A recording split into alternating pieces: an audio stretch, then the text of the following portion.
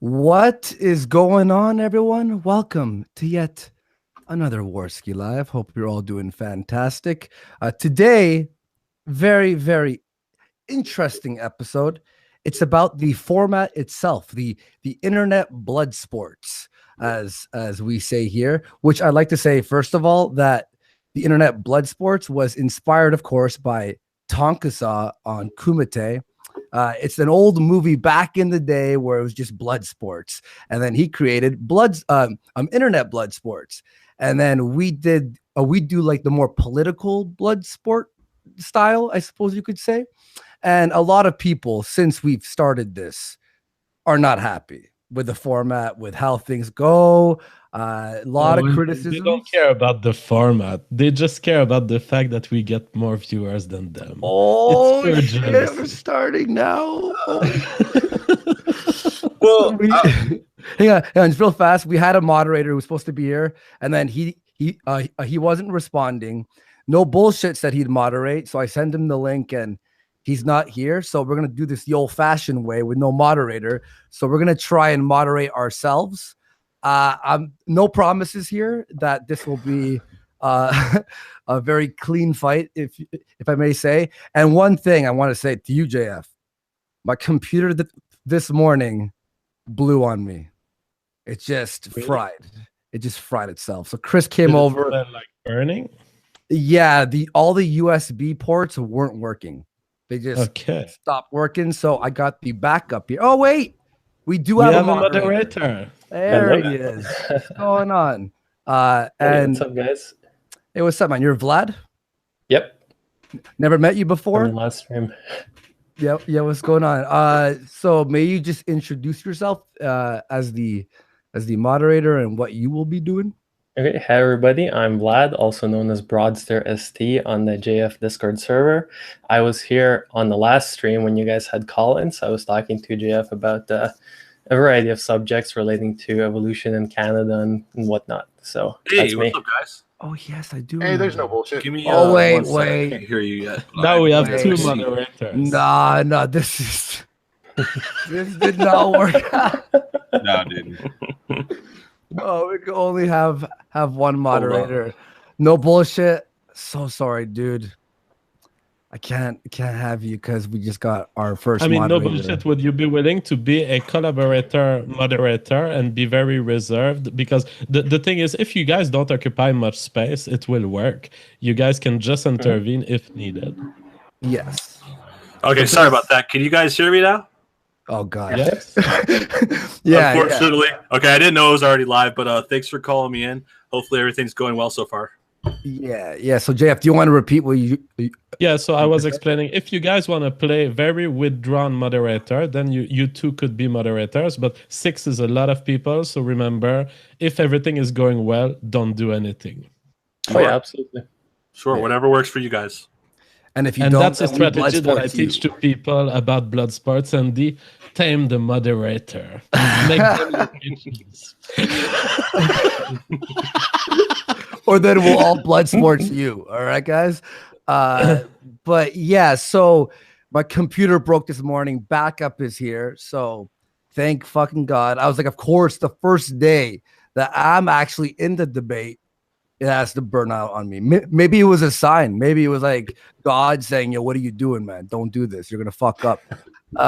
Or maybe it's just tech issues. But just for people who are just piling in right now, JF and I and Tonkasa and a bunch of people like Baked Alaska have been criticized for this format, for having informal debates, for having debates where we allow some sort of yelling at each other or possibly swearing.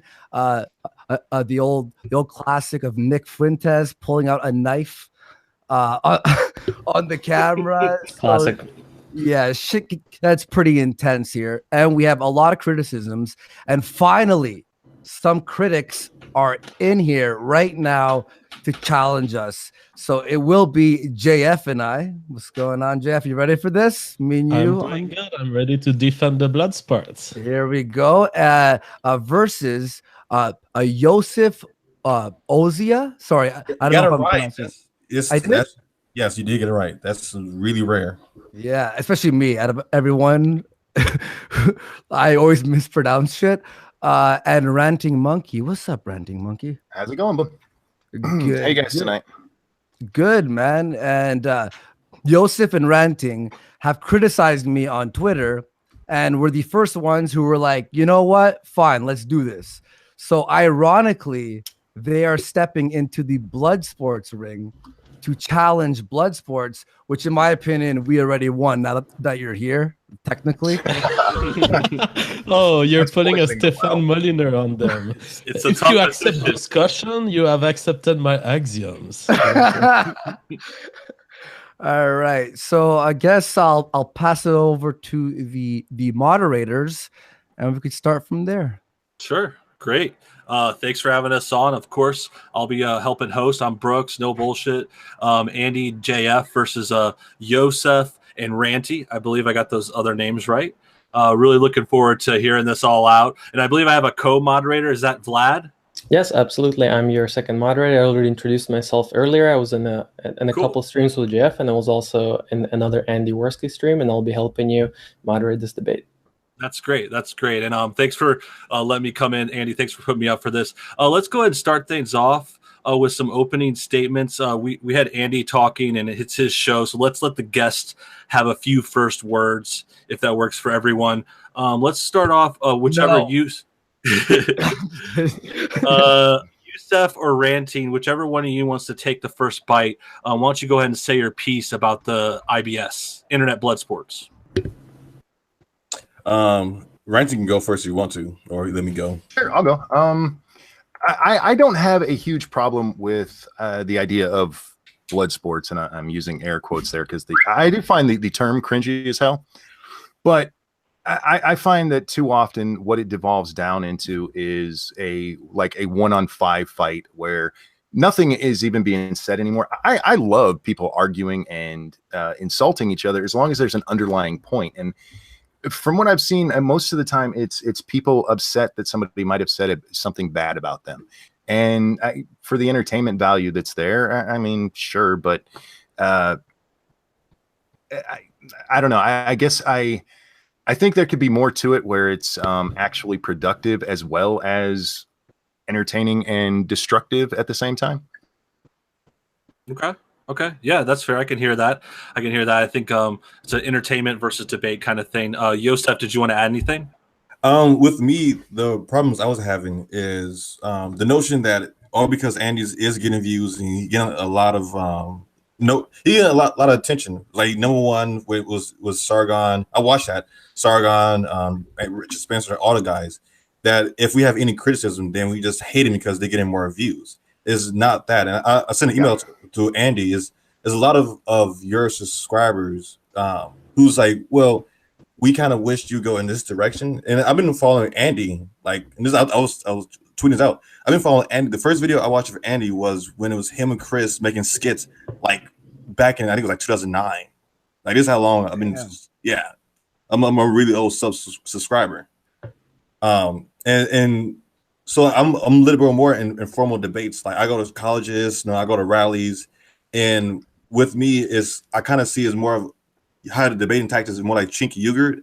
And when do you want to be Chinky Yogurt or do you want to be like Ben Shapiro, where you can still slam people, but you have a point, and then you can get something, or you can have something where other people can learn something from you, and also they can like, well, I learned this from Andy, or I got this from Andy, where they can use your tactics to get somebody else in the same ways. Because that's what I hope to see from Bloodsports. And like I trigger a lot of people just showing up to rallies. Like I'm gonna go in the next couple of weeks. I'm gonna go to a Confederate rally and walk up Stone Mountain with a Confederate flag just to piss off the left. So there's nothing. I have no problem with pissing off people. It's just I just kind of wish it was a little bit more. Sure. Sounds like some talks about substance, entertainment, are some points I'm hearing, and things about whether or not popularity means something is significant. Let's go and hear the openings from the other side. Go ahead, guys. All right, so I want to address a lot of what has been said in the opening statement, but let's do that later. because I want to define first what Bloodsports is, at least for me, because there's people going around, even Mr. Mitaker, saying, "Oh, it's just a shit show, and I enjoy shit shows." I'm sorry, that's not what we've been doing at Warski Live. You can call it Bloodsports if you want or not. What we've been doing at Warski Live is a very innovative type of intellectual combat, where every hit is permitted at least once, and we're going to stop the players if they keep harassing or they keep repeating it. But technically, most of the blows in Bloodsports are allowed. You can attack people based on their personal life, but you might regret it because you might be wrong. And this is one of the first rule of Bloodsports: is nothing is off the table, neither in terms of intellectual discussion, neither in terms of types of attack, even in terms of tactics. You can be a little deceptive to troll your opponent to get somewhere. That's the kind of blows that are allowed in Bloodsport. They're not allowed elsewhere. Bloodsports is also very entertaining because people end up trapping themselves in their own strategy. And we've seen it here. There's people who have come here, and I've let them come here, accuse me of being a rapist. All right, now can you handle your own claim? Bloodsports puts you at the height of the intellectual level that I would expect from a PhD, being capable of defending an ID on the public space against potentially, yes, 40 people. That's another rule of Bloodsports. If there's 40 people against you, that's your problem, because Bloodsport is not headed toward respecting the individuals. It's headed toward the truth. And if you can't handle it, you will be raped in a Bloodsport match. Well, I want to chime in about that. Well, if it's 14 versus 1, then how will one person would defend if you got 14 persons telling at one person? There's no way you can defend that. It's absolutely crazy to say, like, well, if it's 8 against 1, it's Bloodsports. You can't get a point across, and if you do have a point, you're going to be overpowered by all the other voices. It's just a shitstorm. Yeah. Like, don't get me wrong. That's the job of the moderator in Bloodsport. The moderator ensures that the person getting attacked can have the time to express themselves. Well, also make a pause for him to do so. I also wanted to make another point with. Can I do my intro first? Yeah, it's and then jump into it. All right, so I think that what JF said, that a lot of people just, when they hear the term Bloodsports, the way they criticize it is in a way where there isn't anything actually intellectual happening within the conversation. But what it really is it's a debate, but with peppered in arguments or criticisms, and that makes that very entertaining. I think that there was a real lack of real entertaining debates happening on YouTube. And I always find that the people who are involved in these debates always DM me after saying that they had fun. Even if they were dogpiled, they'll say, "That was awesome. Sign me up for the next one." The audience loves it. And also I find that the criticisms based upon it aren't really explaining what the full debates are actually about. It's just, people yelling at each other. Oh, it's a big fucking dumpster fire. It's really funny. Yeah, there are those moments, of course. But like JF said, that's what where I step in and where JF steps in, where we clarify positions. For example, one debate last week, I think they went on the same point for like 10 minutes, and then I stopped. I'm like, all right, you both had your points. All right, move on to the next one. And it's very informal, and that's what makes it entertaining. And I think when we see, and not to use the popularity argument, but when we see the numbers on our channel, on Baked Alaska's channel, or on Tonkasaw's channel, we see that people are entertained, whether you love it or you hate it. There are people who are subscribed who hate me, who absolutely hate me, but they are allowed to have that criticism. So I think that people are defining what we do poorly. Just it's very improper.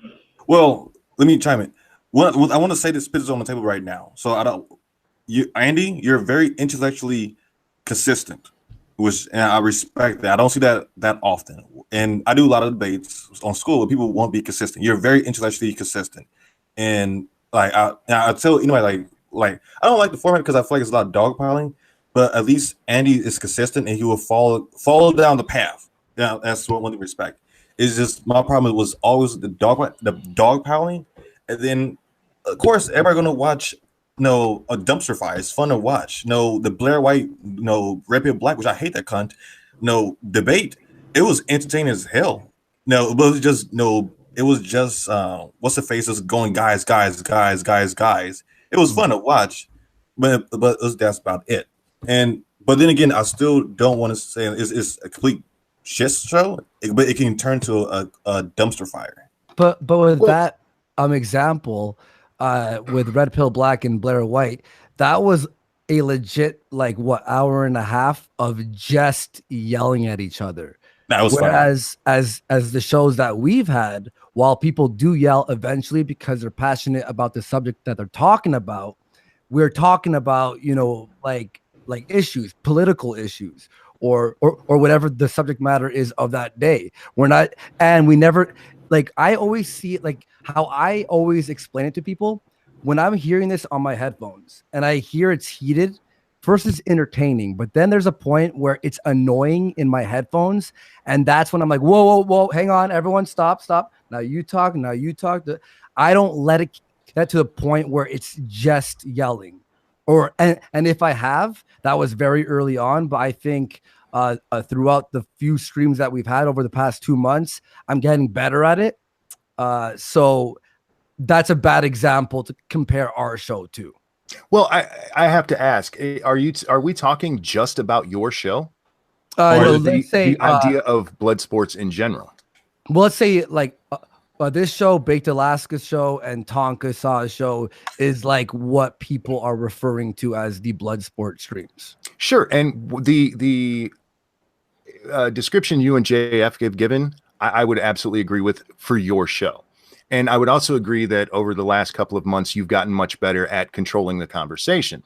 But by even saying that you've gotten better at controlling the conversation, doesn't that admit that you saw there was a problem with the way it was going, with Bloodsports just being an open forum completely? So you're saying what, a Tonka show? Is that what you're saying? Well, no, I'm even talking about your earlier shows.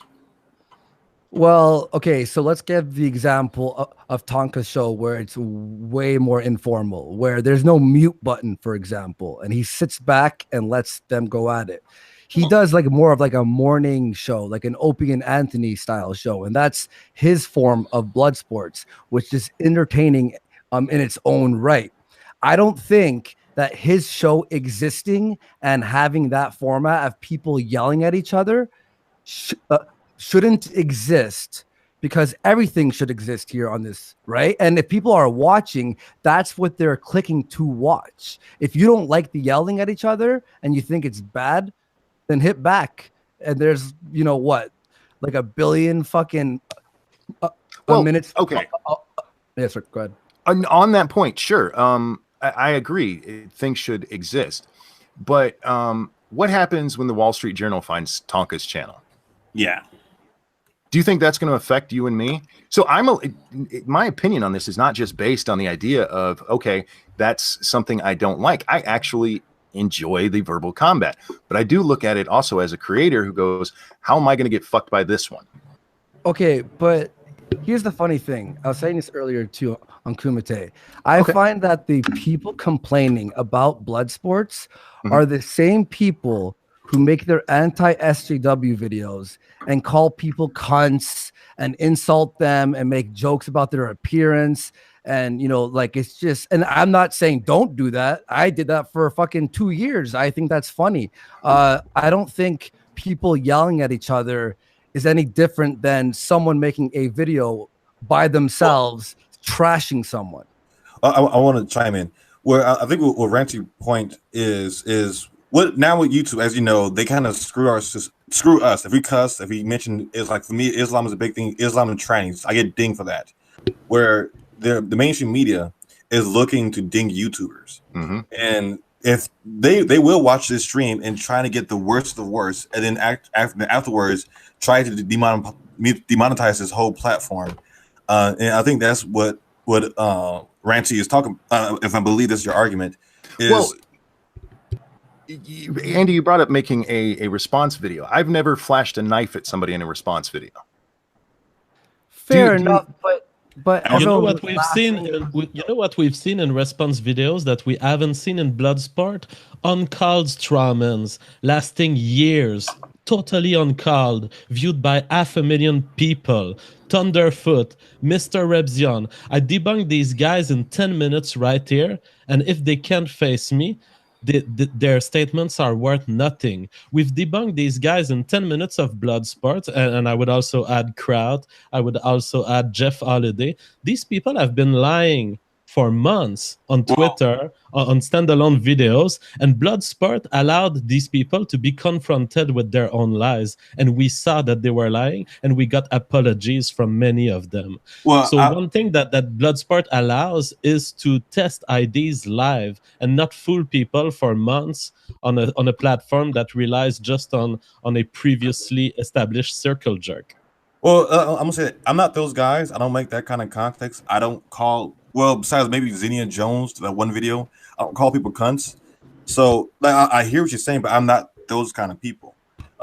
So I understand you get pissed off with those kind of guys. Well, me and Ranty, it's two different video formats. And he's coming from Ranty is a bigger platform than I am.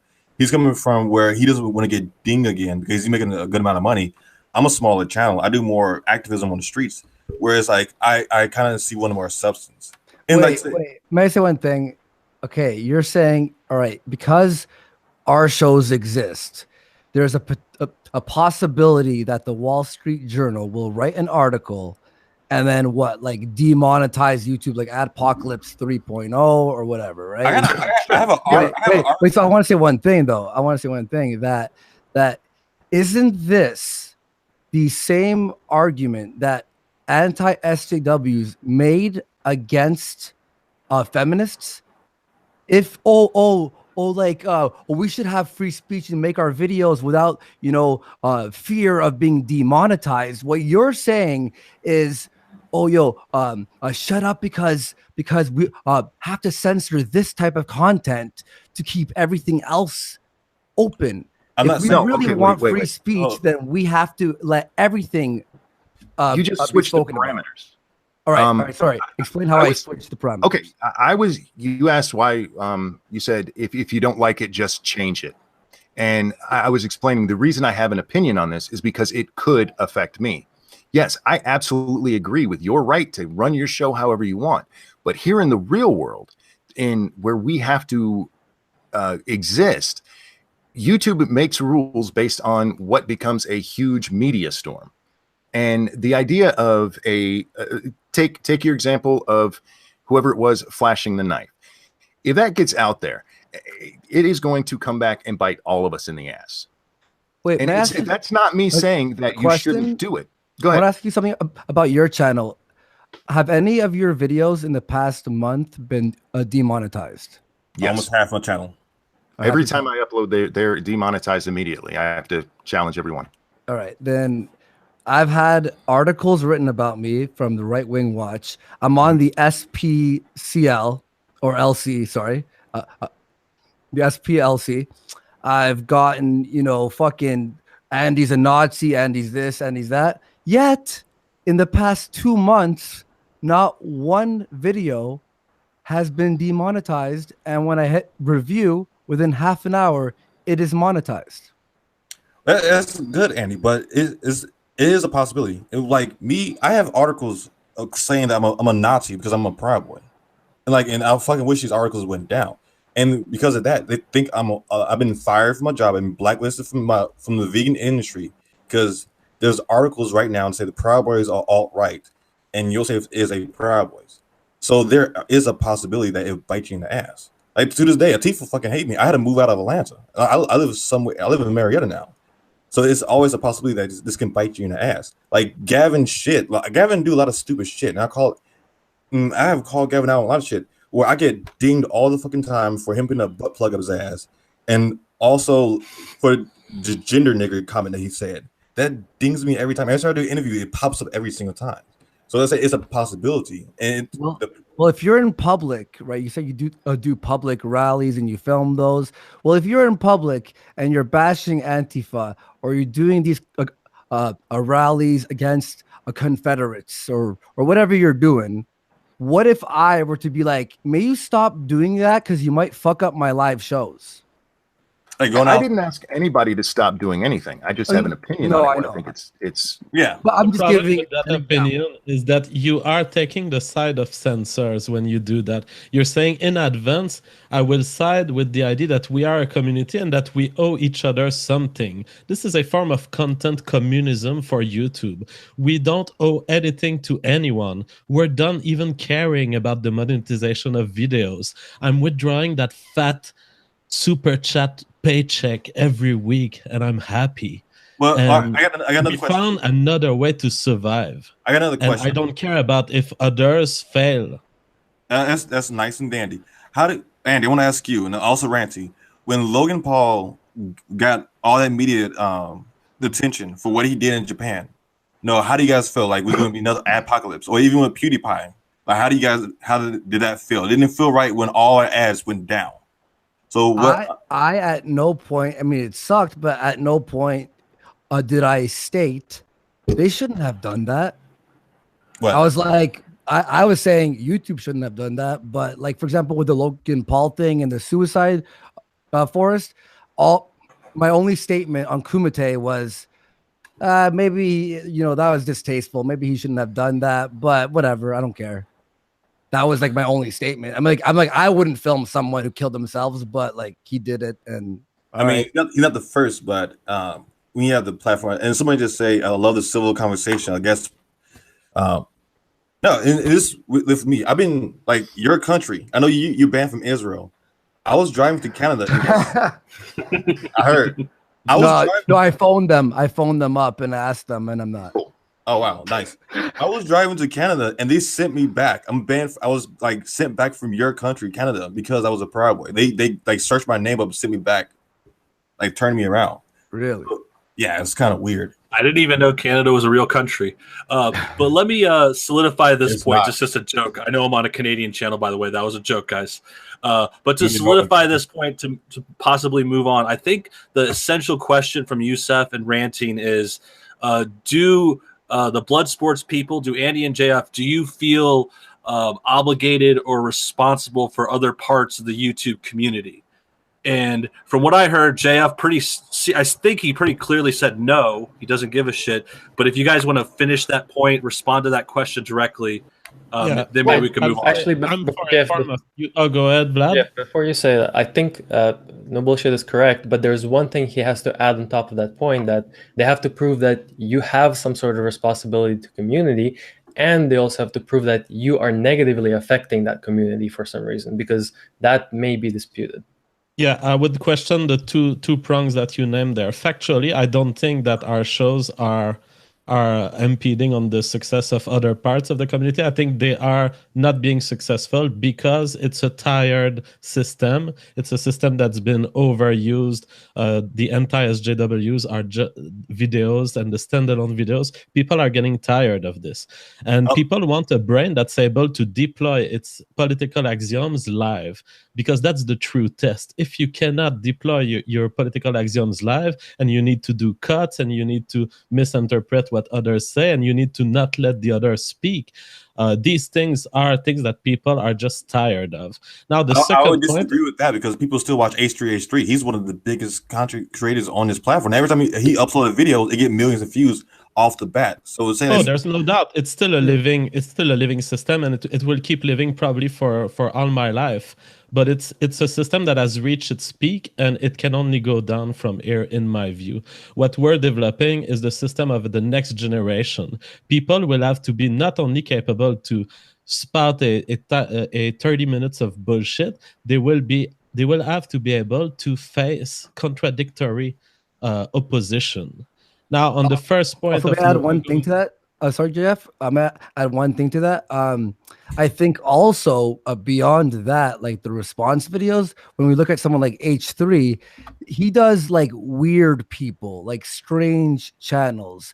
I think what we're talking about in specific right now with our show in particular is the like feminist videos or the Black Lives Matter videos. Like I've made what, like 20 Black Lives Matter videos over a course of 2 years.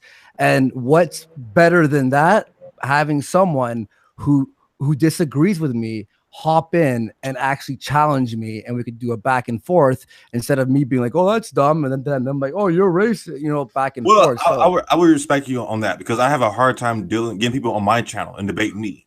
Because like BLM fucking hates my guts, but they would never get on my channel. Like Talib Green is tweet me every other day about how I'm a fake black account, and I fucking hate this dude, to be honest. So like I respect that. It's really fucking hard to get somebody who hates you to go on your channel to actually debate you. I will concede on that ground. Now, going back to No Bullshit's original point, would we have a moral responsibility if it was factually the case that we do impede on other people's success? No, I don't give a shit. I'm for YouTube Darwinism.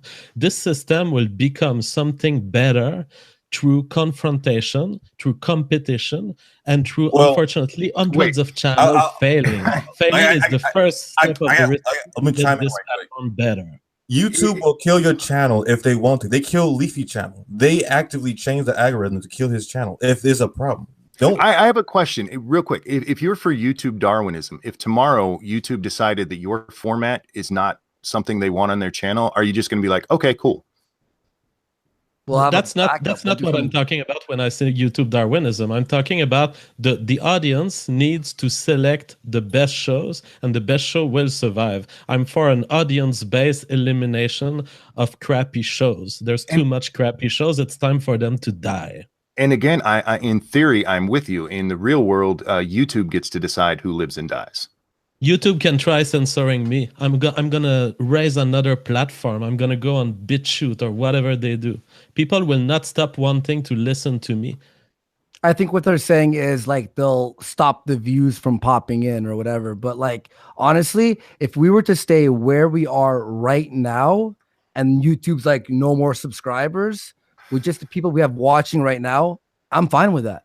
I just want to do shows and have. I'm not here to be fucking a millionaire with fucking 25,000 viewers at one time. It'd be nice, but I'm not going to be like, oh, why am I not growing? I just want to have fun and be entertained with the content that I make. And I was getting bored with what I was doing for about 6 months, and now I'm having a blast. You know what I mean? And I feel like people are saying, oh, Andy, it's your responsibility for all our channels now. And I'm like, how? How is it my responsibility to freaking babysit everyone else's channel? No. Well, I'll be honest. It is your channel, and you have the right for your channel. I can still not like Bloodsports, but I can concede ground that this is your channel and you can do what you want. I'm not gonna like it, but this is your channel and you have the right to do what you want to do. I do have concerns about it, but this is your channel. There's nothing I can do about that fact. Yeah, and that was my point. My point was never that you shouldn't do this. Again, in a perfect world, I think you guys should be able to go forever. I'm happy for you that you're doing well. This is the most energized I've seen you. Yeah, probably in about 6 months, and it is entertaining. I don't think you have a responsibility to everyone else, but I do wonder what you think about your own channel in that respect. If something like that happened to you, how would you respond? Don't you think you have a responsibility to yourself to keep from crossing a line that YouTube might not like? I mean, this is their platform. I don't know what you're. Well, no, I don't know what you're saying, because for fucking 2 years, YouTube has hated anti-SJWs. They've obviously shown that. They've shown it time and time again. What worse will? What could happen now that I could say that's worse than anything I've already done or said? They obviously know I exist. if I'm gonna be like walking on eggshells, like on YouTube, like, oh, I don't know what I should be doing. Like, oh, I don't want to offend you. I want to offend YouTube. I've said horrific things in the past by myself, just sitting down. I've been fucking demonetized. I've had videos age restricted when they weren't friggin' 18 plus. I've been shit on, and I just keep going. Like, yeah, it sucks when that happens, but it's not And that's happening an right now. interesting aspect that they don't cover, because you guys are talking about YouTube censoring us. I will say that me and Andy are part of a movement that is actually changing YouTube. YouTube is much less scary today than it was 1 year ago. I can guarantee that. I see JQ videos not being demonetized. And so we're changing YouTube. YouTube is realizing these guys are going to get views whatever we do. So let's embrace it, and let's understand that these guys are professional. Well, They're not just gonna. I would disagree with that. But I got a video got dinged for saying, "Hey, YouTube, you got a problem with pedophiles on your platform. You should really deal with that." And this is me speaking against pedophilic videos on YouTube. I think this just fell through the crack, or you just got lucky with the tags, and that's could be the case. Because I guarantee, YouTube, like, it's California. I've been to California. It's a shit. It's a shithole. I guarantee YouTube would not agree. Hey. I'm just kidding. I was It is a shithole. I was at Let me ask you. at Berkeley. It's a shithole. It was at. Let me ask you a question. There's a rule on YouTube about using tags that are not related to your video. If it could get you more views, would you use tags that aren't related to your video? And if not, why not? Why would you follow that YouTube rule? Why would you care about that one? Who, me? Yeah. I guess The thing is, are you claiming that we're violating YouTube rules? We're not even doing that. Yeah. I'm saying you guys are saying that you can't go What with rules? with self-censorship. Oh, this. Hang on, What, wait. Okay. now, what rules do you think that we're actually violating? Do you think somebody threatening another person with a knife on your channel violated YouTube It was a rules? joke. It was a professional Obviously a joke. performance. I get that it's a joke, but do you Kelsey think loved the fucking PewDiePie's thing. joke was a joke? There are WWE videos where people threaten each other with a knife. I know, but YouTube don't care about those people. They care about. They don't give a shit about those people. They don't give a shit if you leftist. They don't give a crap. But on their side, they do everything in their power to demonetize our video and target us. That's how they forgot that they have all those fucking really weird kids videos because they're so busy on this side of the YouTube channel. Remember Cat Black or Nita Sarkeesian, for whatever fuck her last name. They was all at YouTube headquarters complaining about our content, like our videos. Okay, so No, what's your You know what happened to me when I was a young YouTuber, and these things happened to me. I realized I need to change my stuff. I need to make it even more funny. I can make more extreme jokes than I used to do 1 year ago because I know how to frame it funny. I know how to detour hate speech laws so that so that there's no doubt about the fact that I'm joking. I'm saying heavy stuff all the time. I know how to do it at this point to not trigger YouTube reactions. I'm fine with it. I want to be mad at JF. We get such an awesome accent. I just want to say that. Yep. Now maybe we can go back to a earlier point that was made in one of the introductory statement. So one of you guys said, "Do you want to be Ben Shapiro or Cenk Uygur?" I hope I'm not forced to choose any of these. I don't want to be Cenk Uygur, and I don't want to be Ben Shapiro. In the world I see, in the world that I dream, Ben Shapiro is begging to be on the show to face Andy in a Bloodsport match. I'm creating the future. When I say Ben Shapiro and Cenk Uygur, I mean, like, do you want to like kind of like with Cenk, where it's kind of you don't get much from it, and you kind of feel like afterwards, you're like, oh, that was funny, but you don't learn nothing from it. Or with Ben Shapiro, we actually learning points. That's what I was bringing up originally. That's why I made that statement. He still throws in jabs and jokes, though. Of course he does. That's why I fucking love Ben. Yeah. I met his cousin. They all short as fuck. Like all of them. They have short back. So in your ideal world, how would our shows go? guess you got me at the dog chasing after the car. Look, Can I answer? yeah, why don't you go? Just like this.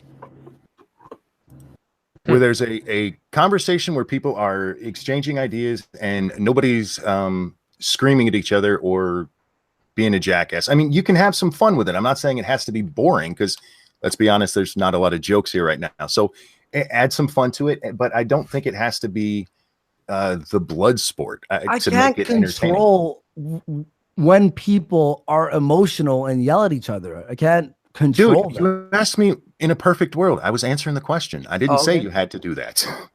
Okay. Well, I guess with me it'll be less dogpiling. Definitely. To me, dogpiling is an essential element of Bloodsport. The reality is that truth is one thing and it's not another Truth thing. is not And so for dogpiling. every time there is a debate about facts, there's one person wrong and one person right. And Then if why do you need one 5 person is people to wrong, say they it? need Yeah. to be If dogpiled by 8 you are right, you can You're say cutting me right now, and let me tell you, our audience likes to hear my voice. They're just like you; they love the French accent. So just listen to it, and you see it's going to be beautiful, and you're going to learn stuff. Truth is one thing, and if you have 2 people disagreeing on facts, one of them is wrong. And I totally want a dogpile on that person so that at least they can, before the end of the stream, realize how wrong they are, and so at least they have a chance to apologize and change their view. Creationism versus evolution is not a debate. Evolution is a fact of life. So yes, I want to dogpile our children in elementary school with evolutionary biological knowledge. I don't care about giving a fair representation to people. We break egos and we extract truth from them. Well, with the dogpiling, I know Ranting will say something. This is why the left loses on the gun bait. Is they try to dogpile and try to push their ideology down their throats, and all it does is make a person more defensive, and it solidify them inside of their points, where they refuse to move. Now, Larry Loomer, that was fucking hilarious when you started dogpiling her. She's got real defensive, and she's just started I guess swinging wildly at you guys, and she would look just as equally as stupid if you just made your points and let her talk. But what's the okay, all right, here's my main fucking contention with your arguments. Who gives a fuck? Who's like, oh boy, people are upset on the internet. This is not what's gonna who gives a whenever I see someone yelling at each other on a fucking stream, you think I'm like, oh boy, shut her down. Is it really that terrible to have people battling and being emotional or any of that stuff? Is this really affecting how people are reacting to what we're doing? Is it I don't understand. I guess it's just. Well, I've been. No, I have again no problem with that. But why do you need 6 people to tell the truth? Why can't you always do that though? We don't always. For example, Mike Enoch once he took on someone for 20 minutes, and then I asked him, I'm like, "Yo, are you fine if I just start throwing people at you?" He's like, "Yeah, man, throw as many as you want." And I think it was fucking 4 versus 1. He handled himself very well. It was entertaining. It was epic. It was fucking bloody as hell, and everyone walked out fucking smiling. People act as if everyone leaves the show who was dogpiled are all like. That was the worst time of my entire life. Yeah, that's another point. What nobody is saying that. About is a crimeless, is a victimless crime. You keep asking for opinions and taking them completely out of context. The opinion is that if you have, because JF just said he's all for 40 people dogpiling one person because truth matters. If truth matters, why isn't it one-on-one? Isn't it going to be the same truth? I understand you've had people on who don't mind being dogpiled, and that's fine. In my opinion, watching something like that is weird, and it doesn't come across as genuine at all. All it looks like is, frankly, a bunch of people kissing the ass of whoever was supposed to be there. There's a reason it's not one-on-one. It's because there are experts in this society that have developed a talent to exploit these one-on-one situations, to hide lies, fallacies, and to fill us with pill. Bloodsports eliminate these guys. Bloodsport cleans these guys from the public space. You cannot come here and lie. You're gonna get called out. And if the lie is enough clear that 40 people will join together against you, so be it. Hey, sorry, my camera's being a little bit laggy, so let me just have this for a little bit. Wait for the internet to be okay. And he's going microphone only. Let me just shout out to the. Yeah, Canadian one sec. internet I want to stinks. clarify a couple things because I think we're getting somewhere new and it's interesting. First of all, thanks for 4,000 people watching. That's awesome. 600 likes. Great job, guys. That's cool. So we're talking about. I think we're talking about here is fairness. I think a lot of people are talking about dogpiling. I know Yosef mentioned that a few times, and maybe Ranty Monkey too. Are we suggesting like there should be some sort of like fairness here? Is there like an equal opportunity, 1 versus 1, 2 versus 2? Do we want to kind of maybe hammer that out a little bit more on both sides? Here's the thing: is we always do that. Like a lot of times, it's occasionally we'll have a little bit of a dog pile. And that's what happens. Like Rouge V took on what, like 3 people at the same time. He was fine. And also it mixes it up. It changes up the format. Like the 1 versus 1, yeah, sure, you'll get some shit done. You'll discuss whatever. But then it gets really interesting when you have 3 versus 1, and now this person by themselves has to get 3 different angles at the same time. It makes them stronger debaters, in my opinion. So that's what it's for. It's to make people better debaters. Absolutely. Bloodsports is like a martial art course for intellectual.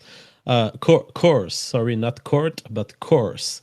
I do a lot of videos about tactical debates and what tactics to use in various situations. It's like an academy of intellectual combat.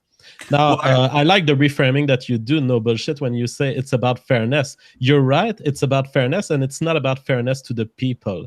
The people will get raped in Bloodsports until there's fairness to the IDs. And sometimes fairness to the IDs requires being unfair to people. Is it possible for 40 people to be wrong? Absolutely, and we've proved this all the time here at Bloodsports. We had Mike Enoch and the 3 coming up against him, and he did really great. Okay. While we're, by the way, on the subject of clarifications, I wanted to ask Jeff something about how people come in and how they represent their ideas in sort of a live situation on the public space, instead of having to, you stop the video, you cut, you misrepresent, etc., so on and so on. Now, I would say that maybe some people, even if they have a certain level of intellect, I know a couple ones that I've seen, they might not have the sort of capability to go up and be charismatic, talk, like what you're doing right now, hold their position, stand on their ground, and very oftentimes they end up conceding some points, and the audience probably really hates this. So this is a problem more with how people represent themselves, their charisma. What do you think that that this Bloodsport is impeding on those types of people, or no? Absolutely, and what these people have to do is watch more Bloodsports. Okay. I've actually had some people hop on and they just talk so slow and and they're just like really, really boring. And part of my job is looking at the chat, and when I see people are like, okay, this is just fucking boring, please figure some shit out, I'll be in the background DMing people and bringing in new people to add some life to the actual stream, because half of what we do here besides debates is entertainment. Absolutely. And that is, in my opinion, far more important than anything else, because that's what all of us are. We're entertainers, whether we want to pretend we're not or whatever, because if nobody's watching, then you're talking to yourself. So I have no problem with that. And for the record, the people who go, oh, Andy's just doing this for money, or Andy's just doing this for views, who gives a fuck? That's what we're all here for. So that is a dumbass argument, and you guys can stick that right up your ass. But by that same token, I think people who say you're just criticizing it because you're jealous, I think that's also a bullshit argument. People can have legitimate disagreements with what's going on or how it's presented, and it not be jealousy. Or how about the but Ranting, I don't think they brought up any of these arguments here. When did they say you're jealous and you should just fuck No, off? that's why I said, and I want to discuss that real quick. I apologize. I threw that in there because I want to make sure that isn't something that's thrown out there, because I don't think that's a valid argument. And I want to concede. Ranting, earlier on Irate Bear's stream, you were talking about how we don't have people challenging the alt-right. And I go through, all my videos, and I see the people who are challenging each other. It was just the Jared Taylor stream where the person who was supposed to debate dropped out early in the morning, and we asked a bunch of people and no one showed up. So we just had him on and just interviewed him. And we actually had one guy, and he ended up saying, "Oh yeah, I kind of agree with you. I don't have much to say." I mean, sometimes we're stuck like this. But yeah, I heard you say earlier that we don't have people challenging certain people's ideas, and we try our best for that. And I have no reason to disbelieve you, but I have seen you say when people had brought this criticism to you that nobody will come on. So I want to back with Andy. That is fucking true. It's been in so many times where if you think I'm a Nazi, which I'm a fucking Jew, come on my platform and call me a Nazi to my face and see how that works out. And they don't fucking do it. So I can understand what Andy making that point is like. My point in particular wasn't based on the people that we've had on, but the people who complain about it, going, "Oh, you don't have anyone on there," then they never want to hop on, and they never acknowledge the people that we do have on. That's more clarifying my point on that. Well, Sticks, why did you have Sticks debate Spencer? Oh my God. And I'm like, he challenged Spencer pretty damn well. I don't know what show you were watching, but okay. That was a really Sticks was the best part of that debate. It was the best fucking part of the fucking debate. I fucking love Sticks. I don't watch all his videos. That's I don't have enough time in a day. But no, it's Andy, I've seen you say that you can't get people on. Is that a problem or isn't it? Yeah, new people. It is. It is a hard problem. We have the same 3 or 4 people who are like, "All right, I'll do it." Now, do you think that is necessarily because they don't want to challenge those ideas, or that it's about the dogpiling thing? We don't always do.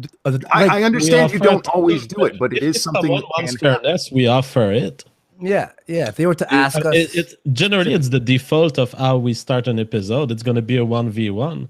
Now, some events can make it happen so that it's not a 1v1. And in fact, we've been making more 3v1s against the alt-right than we did against a leftist. I don't remember that we were ever, in fact, 3v1 against a leftist. Yeah. No, again, but my question wasn't about that. My question is, do you think that might keep people from wanting to come on your platform?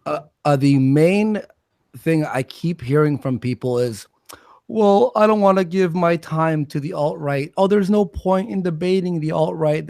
And yet they keep complaining.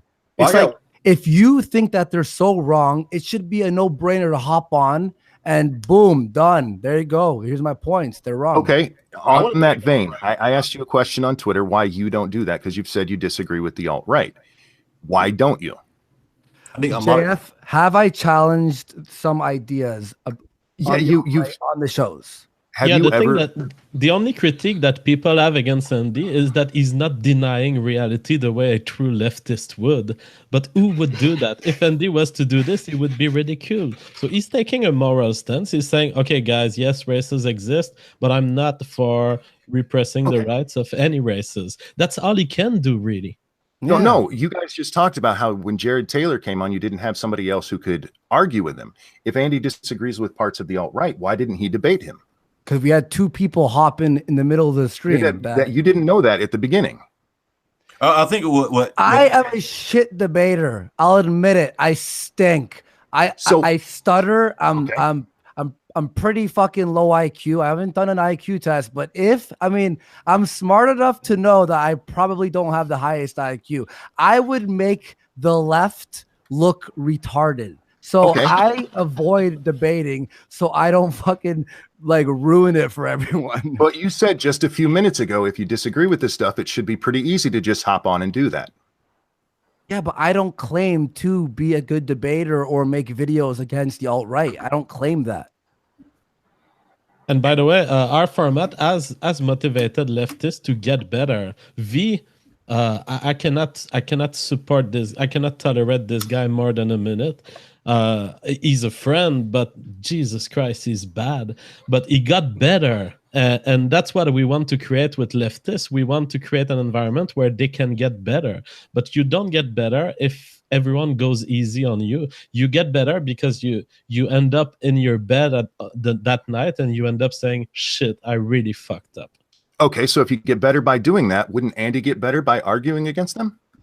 I mean, wouldn't Andy have gotten better if he had done that? Andy has a biological limit to the functioning of his brain. Okay, if he doesn't feel like he can, if he doesn't feel like being a speaker for the left, that's his choice. He's doing other things very well. But it's okay for him not to be a speaker for the left. You have so many different rules. Andy, are you liberal? Are you a liberal? No. I mean, honestly, I've never done a political compass test. There's some things I agree with conservatives, some things I agree with liberals. I mean, if you want to really pinpoint something, like Jeff, what would you say I am? I always say classical liberal, but I don't even know though. I don't even know. You are Lacy Green on our way toward a true red pilling. Well, look, you're the male version of Lacy Green who actually is trying to swallow the pill. And look, there's a lot of things. Well, Lacy Green is swallowing something right now. Well, the thing is, too, is I've actually, while having these debates, there's a lot of things with the alt-right that make sense and I agree with. Am I in for an ethno-state? No. But if they want an ethno-state to preserve the white people, all right. But if you're going to use violence, no, I'm not for that. I'm not for violence or for, oppressing people. However, if you figure out a spot and you can somehow figure it out, I won't stop you and I won't frown upon it. Well, there's only one alt-right guy that made an argument that was actually seems like what I wouldn't disagree with. Say we want to have our own community where it could be all white. Like, if you want your own community, I don't give a shit. Go have as many white people as you want. But if you want to kick people out, like I'm not for that. Like I fucking wish you'd try to kick me out. But if you want to have your own little white area, I don't give a crap. I don't want to be around white people who don't. The reason why the current alt-right doesn't get a position, it's that it's essentially their statement. Jared Taylor, that's exactly what he wants. A lot of alt-righters, that's what they want. So there's not much to be said against this. And the sad realization that the left is doing right now is we have no argument against this. Yeah, and I think to clarify that, I think what we're getting at here in this issue, we're talking more about politics now in the realm of Bloodsports. And I think what we're getting at here is it seems like we're having trouble finding people to contest the alt-right in general. And from a lot of the shows I've seen recently, it's, people like Andy mentioned, Enoch, other people are coming on repeatedly taking all comers. But it appears we're having trouble finding strong leftist speakers, debaters, whatever you want to call it. So do we want to maybe address that issue and expand upon that and maybe how we could move forward or correct things? In my view, what a beautiful discovery that Bloodsports have done by having Ozia here, Andy. Wasn't that spectacular? How he handled Nick Fuentes and Mike Enoch. Jesus Christ, this Jew is solid. And he's planning another one with us. And also on the thing where I don't debate them, not only am I not a good debater, but secondly, there are people who think race is not real. I think it is. I know it is real. So why would I challenge them on that? It's a dumb hill. Go ahead, Ranting. It doesn't just have to be about that. They have other issues, don't they? The ethno-state, for instance, you say you disagree with that.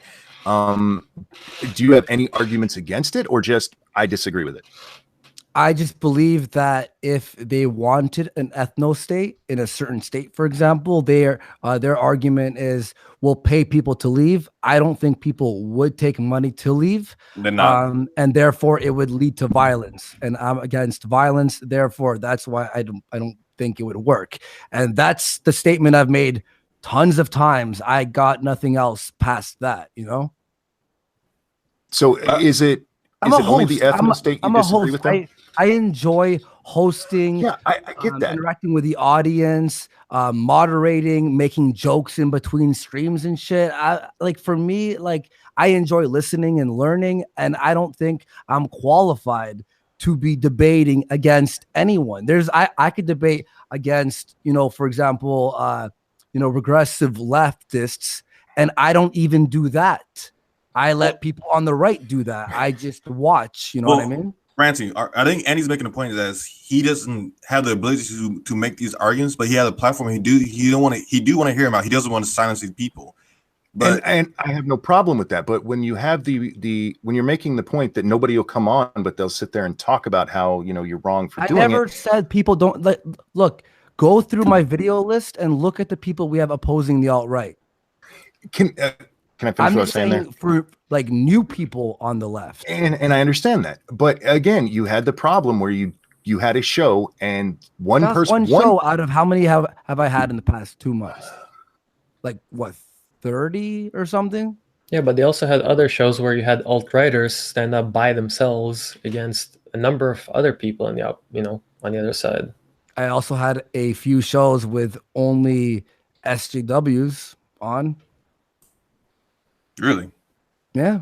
No one bitched about that. That was cool. That was cool for 2 months, right? Where I had Tim Blake, Kevin Logan, a Wooly Bumblebee. Everyone's like, oh my God, Andy's building bridges. They're having talks. They're having discussions. I didn't say that. Enoch guy. Not you, but I'm saying I saw that on Twitter a lot, right? And also the aspect that is not getting covered yet is the interaction with the chat. Our chat is getting intellectually educated in a way that I've never seen elsewhere. These guys are calling out fallacies before I can even speak on the mic. And so that's an appreciation that people will lack if they just watch the video.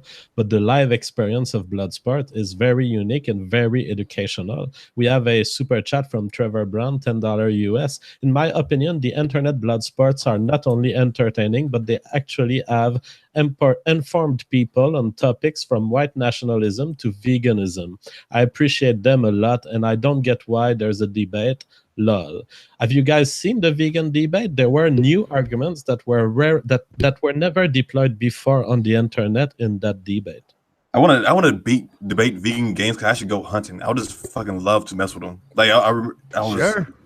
Oh man, it's a fun debate with vegan games. Because it's will you kill an animal? I do kill animals. I kill a lot of them. It's pretty fucking fun. I'm finna go pigeon shooting. Just be ready for vegans. Converted them to Bloodsports, Andy. Hang on. So are you ready, Yosef, for it might get a little bit heated? Yosef, if you do that, make sure you have an argument against aliens. What?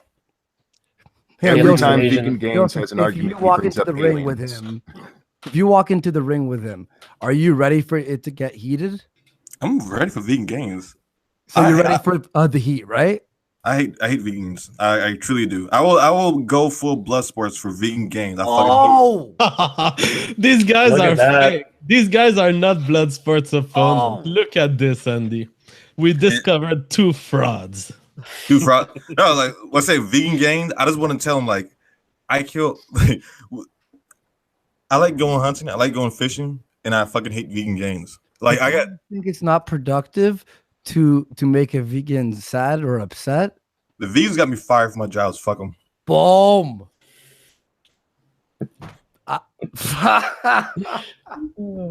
Ranting knew when I first got fired because of this shit. Yeah, it is. But so and the alt-right is this some sort of confirmation that Bloodsports have their day in court? There's a reason. There's a reasonable times for certain arguments to get heated.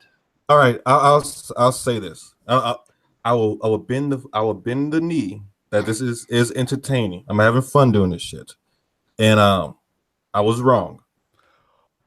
I said from the beginning that is very honorable. This is very rare that we air this in the arena, Andy.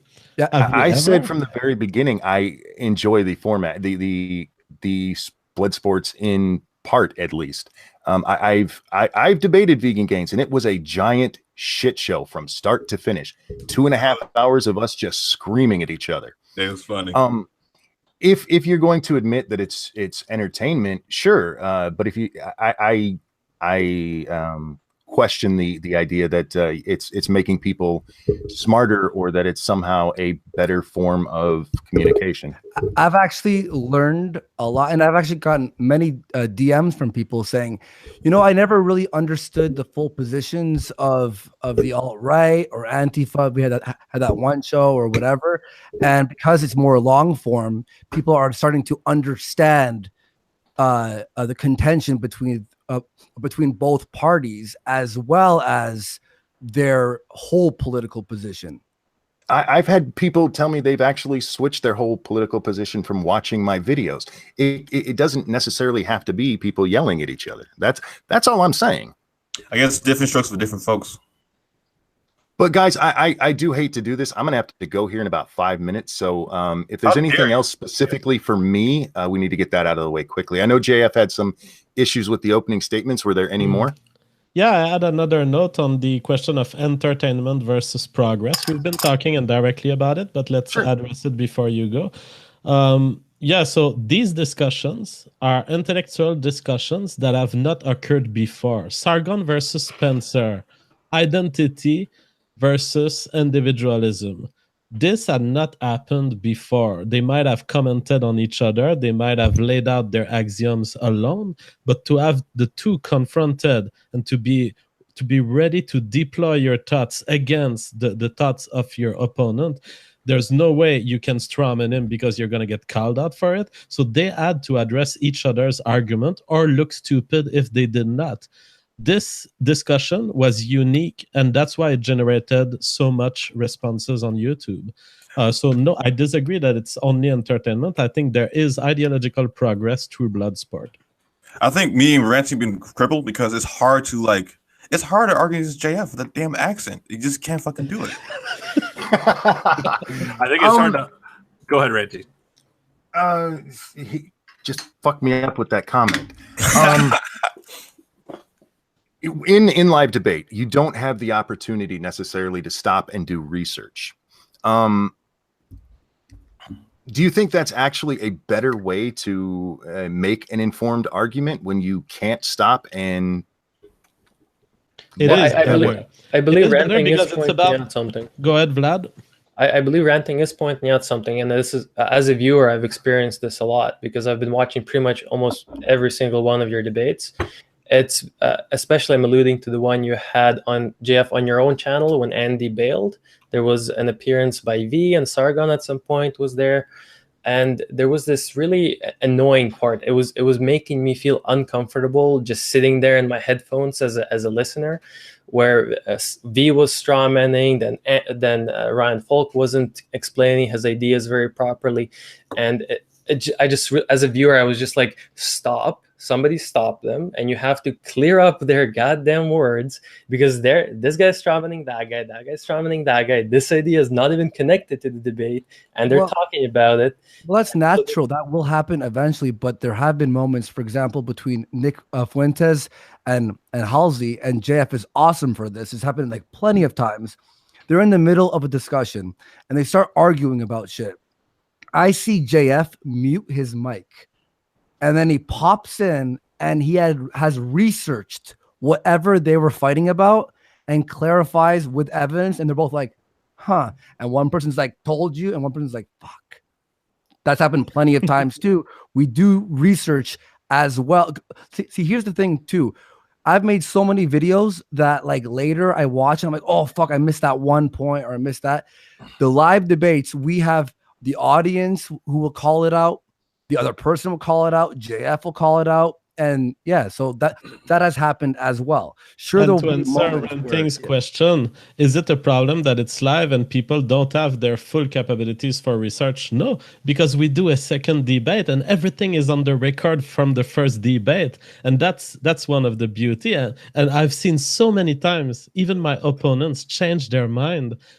Bloodsports is the only way the internet will move forward toward a more honest engagement, because the people who win at Bloodsports, they are extremely honest. And V, for example, V was talking 2 months ago about, I don't care if an immigrant doctor comes and replaces my doctors. And today he's an anti-immigration liberalist. Why? Because he figured out that there's no way he could win that argument. Also, his first debate, no one liked him.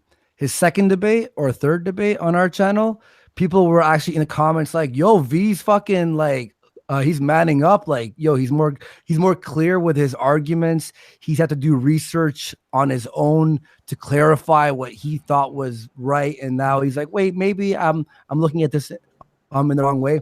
I find the only people who don't grow as debaters are the ones who are stubborn to listen to the other person. Because if you walk in there and you think, I got this, you're going to fucking be sorry later. You should always walk in as if the other person knows at least 50% of what they're talking about. Don't I would ever go walk even in. further. If you're going to debate somebody, you should go into it with the idea that the other person knows something you don't. Yes. Yeah, That's what I meant. Sorry, I'm an idiot. I can't. No, say you're that properly. No, it's an alternative phrasing, but both are true. But I really am happy for your success, even if I would do it different than you would. And I wish you continued success, but I really do have to go. So I just want to thank you guys for taking the time and for the great conversation. And I'll talk to you guys again another time. Yeah, All right. Sweet, man. Bye-bye. Peace out. Bye, guys. Appreciate that. All right, and You know what's funny, by the way? This conversation is not confrontational enough, so I'm just gonna throw something out there. I've had beautiful Khazar milkers in my room yesterday. You know what I did? What? Matter of fact, since we got They some bounced contact, wonderfully, Andy. I don't know how to follow up that. I want to tell this one joke before no bullshit leaves. It's the joke I said before we went live. The worst, because I'm a black Jew, and the worst joke I ever heard from the alt right. And the chat. Every last time I go, the chat loves it. What's the worst? To no bullshit. What's the worst part about being a black Jew? I don't know what. You know, you had to sit back at the gas chamber.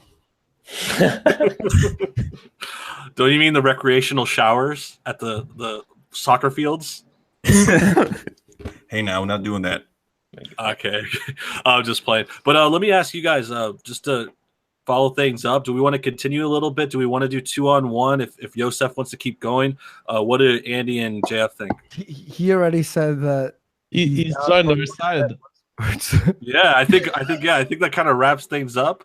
Look, I think I know where the chat stands. if there's anyone, I mean this honestly, the people who keep fucking bitching, if you want to hop on and you don't think these two did a good job, which no offense, we beat you, so no. But if you don't think, yo, fucking hop in. Figure it out. See, but that being said, I think it's not a reason to stop the stream, because I think now it's time to talk about the different conceptions of Bloodsports and what it is. Because I've laid out a few rules at the beginning, but I know that a lot of people differ, and the Bloodsports currently is a very high-dimensional and diverse set of streams. And I would like to hear each of you, including the moderators, what characterizes Bloodsport for you, and it can be one characteristic or it can be a list. Sure. Ivan, do you want to go first? Sorry, do you mean me? Vlad. Sorry, Ivan, Vlad. Something Russian. Yeah, Ukrainians are not Russians. Thank you very much. Anyways, yes, I do believe there is some difference, and I think it was brought up earlier in the conversation when we were talking about Ben Shapiro. There's a whole community, I guess, of people out there who are doing a variety of conservative type shows. Steven Crowder, Ben Shapiro, Milo. I would include kind of Joe Rogan in that. Joe Rogan show is a little bit like this. It's sometimes he has multiple guests, but most of the time it's a one-on-one show. Now, there's that part of the internet, and that's what I don't consider Bloodsports. I don't see very much of what we see on the Andy stream happening in those kind of shows. in the Andy streams, we see a lot of uncomfortable things. And surprisingly, I don't know how, but Steven Crowder is demonetized, and he's pretty, you know, he's kind of he kind of censors himself. He doesn't swear very much, but in friggin' Andy's shows, you see the word ethnostate in the freaking title, and he hasn't been demonetized a single time. What the hell is going on? So, I think it's Jews and Muslims. That's what I don't know. Well, I have a question. Does Crowder, when he makes his videos, does he have anyone challenging his ideas on? He has his videos, and then he has his streams, and then he has his special type of production that they're doing with the Change My Mind thing going on. I don't know if you've seen those, where they go to a university. They go to a university campus, and they're just it's kind of like what you're doing here. They just say, come in, you have a point, come talk. And I feel like he's mirroring you there on that part, but it's a little bit of a different format. I wish in his live streams he had a little bit more opposition, but it's kind of the same bullshit argument that Ranting brought here today, which is like, oh, you don't have enough, you know, opposition. He does bring some opposition sometimes. It's just that it's hard to get them on, and they're facing the exact same problem as you. It's across the board. It's hard to get people on. Like if you right leaning, or if you just like in the middle, like they think you're a Nazi, you're racist, all this crap, and they refuse to get on, and they take all these pot shots at you. Like, well, for me, I like if you think I'm evil, come talk to me in real life. I do like a lot of like in life real things. So like come to one of my meetups. You think I'm a Nazis, and talk to me. Like no, fuck you guys are Nazis, and it's a fucking chore. So with a lot of people who criticize Andy, like, if you think that Andy is wrong or this is a shit stream, just go on the fucking stream, because Andy will challenge you and or talk shit about you, either or. But if you don't go on the stream and actually challenge him, then you lose by default. You just lose. And to end my point, I just want to say that the unique quality, I guess, of the Bloodsport shows that it's kind of like pure, unadulterated free speech contest. You say whatever you like. You don't get stopped unless you start yelling, and then you have to mute somebody because they're talking over each other. That's more of a civilized conversation thing, but complete free speech. Say anything you like. You hate Jews, fuck it, say it. You hate black people, fuck it, say it. You love Black Panther, come on. I'm being targeted right now. How dare you? Well, here's the thing: is I heard so much fucking bitching from people. Oh, we want free speech. We want free speech. And then so we do it, and then they're like, "But you're being a little bit too mean." That's not what free speech means. Like you can be mean, or whatever. You can like battle it out. Like, oh, you can have free speech, but here are the rules for your free speech. Like I'm not gonna do that. Yeah, you rely on your speakers to come in and be civilized, and that's pretty much it. That's all you can do. Nah, I don't mind if they're fucking a little bit off the wall. In fact, I like those people. Yeah, some people I've brought in because I'm like, oh, this guy, he's a little bit insane. This will be awesome. It's good to spice it up. It's good to have variety. Yeah. I think the other thing I was going to get at in response to what JF was setting up, I think Bloodsports, there's lots of varieties of it. Every debate has different tones, different topics. The things I look for personally, like I enjoy all of it. I enjoy the entertainment aspect. I like the wrestling style side on more of a Tonka show. I like the yelling matches and the heated debates on here. And for me, what I'm looking for is things like issues. Let's hear some issues. Let's hammer it out. I enjoyed a number of different topics that you guys have covered here, like the Spencer debate, other things like that since then. So I think the topics are like the main point. Obviously, you start there, and then you have your subjects, and then their performances. But overall, I still see it as an entertainment thing. Like I'm watching TV. I'm not here, and this is just personal preference. And I think this is something that was coming up earlier in the discussion, like in between the both sides. What I was seeing was just like different expectations, different sides of what you expect. Like one side, it sounded like Monkey and Yosef were more like, let's try to find the topic and get the ideas hammered out with the words, not so much with the emotions or performances. And then I see on the other side, Bloodsports, Andy and JF more like anything goes. If you want to get excited, if you want to yell, if you want to pull out a knife and swing it around, like if that's your performance, if that's how you want to put on your ideas, I think that's fine. I think it's good to have variety, and I think all these types of debates have their strengths and weaknesses as well. Actually, I heard I would say a Razor Fist. Apparently today or yesterday he was bashing Bloodsports the whole time. Really? Bring it on, pussy. Well, I guess go ahead. Yeah, I think with me, my mistake is I kind of put you, the other guy, and also Bake Alaska all together in one group when I should have realized it's 3 different platforms. It was like, I feel like with Bake Alaska, it can get kind of crazy. And instead of moderating, sometimes he does a piss poor job of moderating. But with this channel, if I stay civil, no, you stay still civil. If I dig my heels in, you're gonna dig your heels in. And so, like, all right, no, this is more either you call it blood sports. It's kind of bit like more like traditional debating without being a pussy. And that's why I don't like Bloodsports, because I think people misunderstand that Bloodsport means that there's going to be blood. And to me, it's Bloodsports because it's an intellectual match in open form. And that's, to me, what makes Bloodsports. It's the open format where if you want to go aggressive, you can. Just like in MMA, you can do any hits, but that doesn't mean almost any hits, not all. But that doesn't mean any hit is good. And I think that what people are learning with this new format is, don't go around making false claims. You're going to get called out. That's what I want to create. I want to create people who are ready to exploit an open format, but do it civilly, because they are scared that if they don't, they will get called out. Now, since you were calling out someone, Andy, earlier, I think it's time for me to call out someone. Today, Thunderfoot started tweeting about me. Oh, yeah. Started first insulting the Bloodsport format. He did? He did. He said that it was autistic screeching and it was autistic yelling or something like this.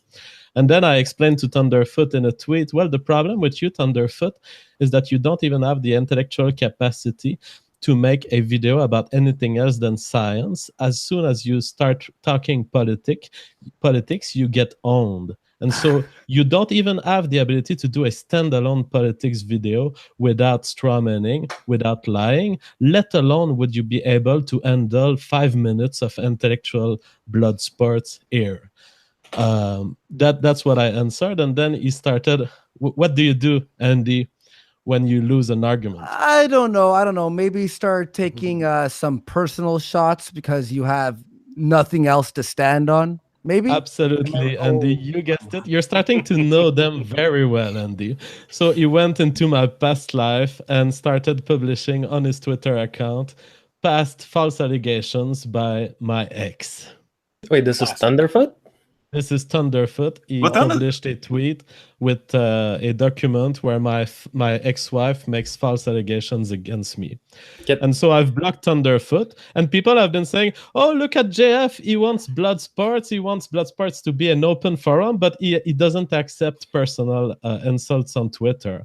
I do not have to engage on Twitter, and I do not have to look at your Twitter. I will block anyone who attacks my personal life. That being said, if you have the balls to do it, Thunderfoot, come here on Warski Live and go ahead and explain me what you know about my private life. I'll be happy to make money out of you, but I won't read your tweets for free, you idiot. I also love this. Oh, all they do is autistic screeching. They battle and this and that. And it's so, but let me start insulting and going through someone's history. The fuck is that? I thought you only want proper debates, Thunderfoot. No. You want personal attacks as well. Fuck off. Jesus Christ. Yeah, hop in. I dare you. That's 2 call outs. Yeah, I think it's pretty desperate. I've seen it time and time again. People lose the debate and then they just go for personal attacks. Like, it could be anything. It's desperation. It's like a dog backed into a corner.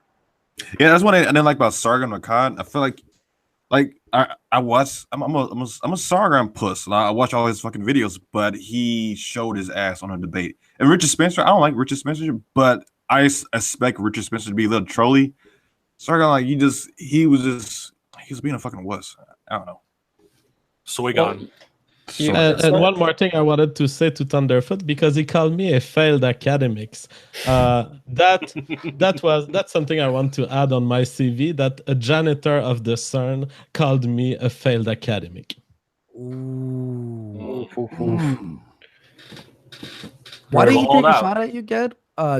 Just because the Bloodsport thing? Is that what? Oh, because I explained that Bloodsports was intellectual MMA. That internet Bloodsport was simply an open forum where actually ideas can be discussed and that we can reach points with this that are intellectually valid. That was my point. Jeff, it's not quiet MMA because you do allow knives in this fight, right? Come at me, motherfucker. Yeah, exactly. Just like MMA, there are hits that are allowed. There are some hits that are not allowed, but that's just to keep the fight going. I think another interesting point, if you guys want to expand on that, I wanted to talk a little bit more about the live versus pre-recorded video. So I think that came up briefly earlier, and I know Jeff mentioned, putting it out there live, being questioned in the moment.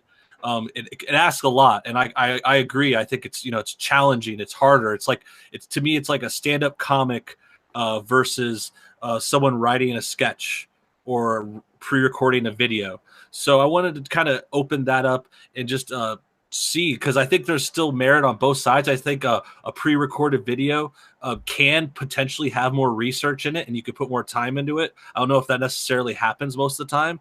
And then on the other end, debating and live performance, stand-up comedy, halls of debate, whatever you call it, those require a lot of public speaking skills, quick thinking. So maybe we could hammer that out a little bit. I think both are good for different reasons, like the standalone, because you could do more research, edit the video and make it look nice, put special effects, whatever. And the live shows are just, like what you were saying, quick-witted, what at that moment. Are you able to challenge the ideas that you disagree with on the spot? How's your speaking ability? Can you keep people's attention? I think they're both good for different reasons. Yes, and there is a time and place for both, I think. And even in academia, you do this. You have a period. I'm doing master's, by the way. So you have a period of research that you do, but then at the end of that period of research, you have to go in front of a panel of intellectuals and defend your ideas in front of them, regardless of you can't just sit back and get their questions and answer the questions in long form in a text file and send it to them. You have to defend them live. So it's common practice. So one thing that has plagued YouTube also is the creators. They get tired of their own video before they get it done. That's something that a lot of YouTubers have told me. I start to work on a video, but after 3 days of working on it, I have 50% of the work made, and I find that the story is too old and that I'm not interested in completing it. So live streams give a totally different opportunity to access the audience with the news of now. Mm-hmm. Yeah, and I would add to that. Personally, I agree, because I used to have videos that took longer to make. I used to focus on things that took like a week, and I personally would switch down and make sure my videos could be made quicker. Now it's like a day, maybe 2, and I think that adds to what Jeff is saying, where it's if you can make something shorter, then you won't get burned out on it, and you could keep it relevant and daily content. And I think that's another benefit to the live setting, is that it's live, it's daily. People are in the chat, they can ask us questions. We could hear a news event right now, boom, coming in, someone sends us a message, and we're talking about it. So I think that's another bonus. Yeah, definitely. Yeah. Yeah, it's like we all agree. Yeah, that's boring. complain. All right, let's argue about some shit. I'm It's bored. just Yeah, we could hear complaining. Yosef on his political positions, because I don't know where do you lie on the political spectrum. I'm far right, unfortunately. It pops every time I do. Yeah, I'm far right. You're Every- far right. Yeah. So close- you mentioned you go around campuses, and what do you do exactly there? I challenge the left. I challenge Atifa. I challenge other people's ideas. One thing I try to do. Somebody named Super Jew in the chat. Somebody's is challenge the culture. Where I think conservatives, where we have fucked up for a really long time, is we don't challenge the culture anymore. We don't go out there and actually trying to change ideas. We don't go out there and show our points. We just kind of like cook behind, like, oh, well, I have kind of conceit because the problem is the same thing. Like, oh, we're gonna be intellectuals and be all clean. We be like Mitt Romney, and you see that Mitt Romney is being fucking whipped by Donald Trump right now. So I do two things. I do rallies that usually get called white nationalist rallies, and I organize it myself on purpose so they can't call us Nazis. Like, I'm organizing a Confederate rally.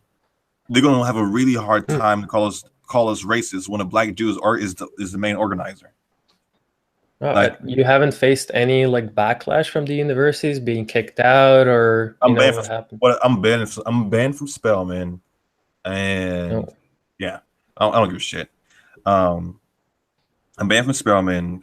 I've been in trouble in Kennesaw, but I'm going back for a speaking event, and I try to go to Morehouse more often, but I think they're starting to recognize me. So, and that's what I trying to do. And then even right now, I've been pushing back with illegal immigration. I think it's a horrible thing. I'm for closed borders for at least 10 years. I'm not afraid to say that. Like, we have to close the borders for at least 10 years to fix this problem. It's absolute crap that was just open borders. It's all from Mexico. It's the dumbest shit ever. And I'm actually doing research right now. It seems like every single industry that have immigrants from like a low IQ country, it ruins the industry. This is happening in trucking. This is happening in academics. This is happening everywhere. This is just something I noticed. Well, I have to say you're like a perfect Bloodsports participant if you were to be faced against like a leftist on this channel, for example. A leftist almost beat me with a megaphone one time at a rally. Like, yeah. It was, and then called the feds on me. It was the weirdest thing ever. That's pretty And crazy. Yosef, I think that you were telling me once you called no bullshit an idiot or something. What was it? I did. It was his video on Lucas, whatever fuck it. Joyner Lucas. Yeah. It was pretty. I made a whole video about it. I'm not What was racist. the difference there? What were the positions? I think no bullshit. He didn't get the message of the video. That's what I personally believe, and I kind of feel like he was pandering to his audience. So no bullshit. What was the video about? Because I don't know this story at all. Sure. Let me recall real quick. Basically, it was called Joyner Lucas, I'm Not Racist. It was a music video, got trending a couple months ago. Basically, he did a video. He had a rap. He had two people in a room. One was a stereotypical Trump guy, red hat, big fat dude. Me and him would get along great. The other guy was like a black guy. Seemed like he was. They were both having these debates, like in the rap. It was like, this guy's MAGA, this guy's alt-right or whatever, conservative. And he said the N-word a bunch of times. He's like, nigger, nigger, nigger. And he just kept saying it, and it was just like really harsh. And then the other black guy comes in, and he raps at him. And in my opinion, it was like a very like Black Lives Matter kind of like, white people are bringing down the blacks in America kind of spin. And what I think Yosef is getting at, and I'll let him speak for himself after, but what I got in the comments of my video a lot was, I didn't get the song, I didn't get the message, I didn't understand. My video was just cashing in, pandering, like Yosef already said.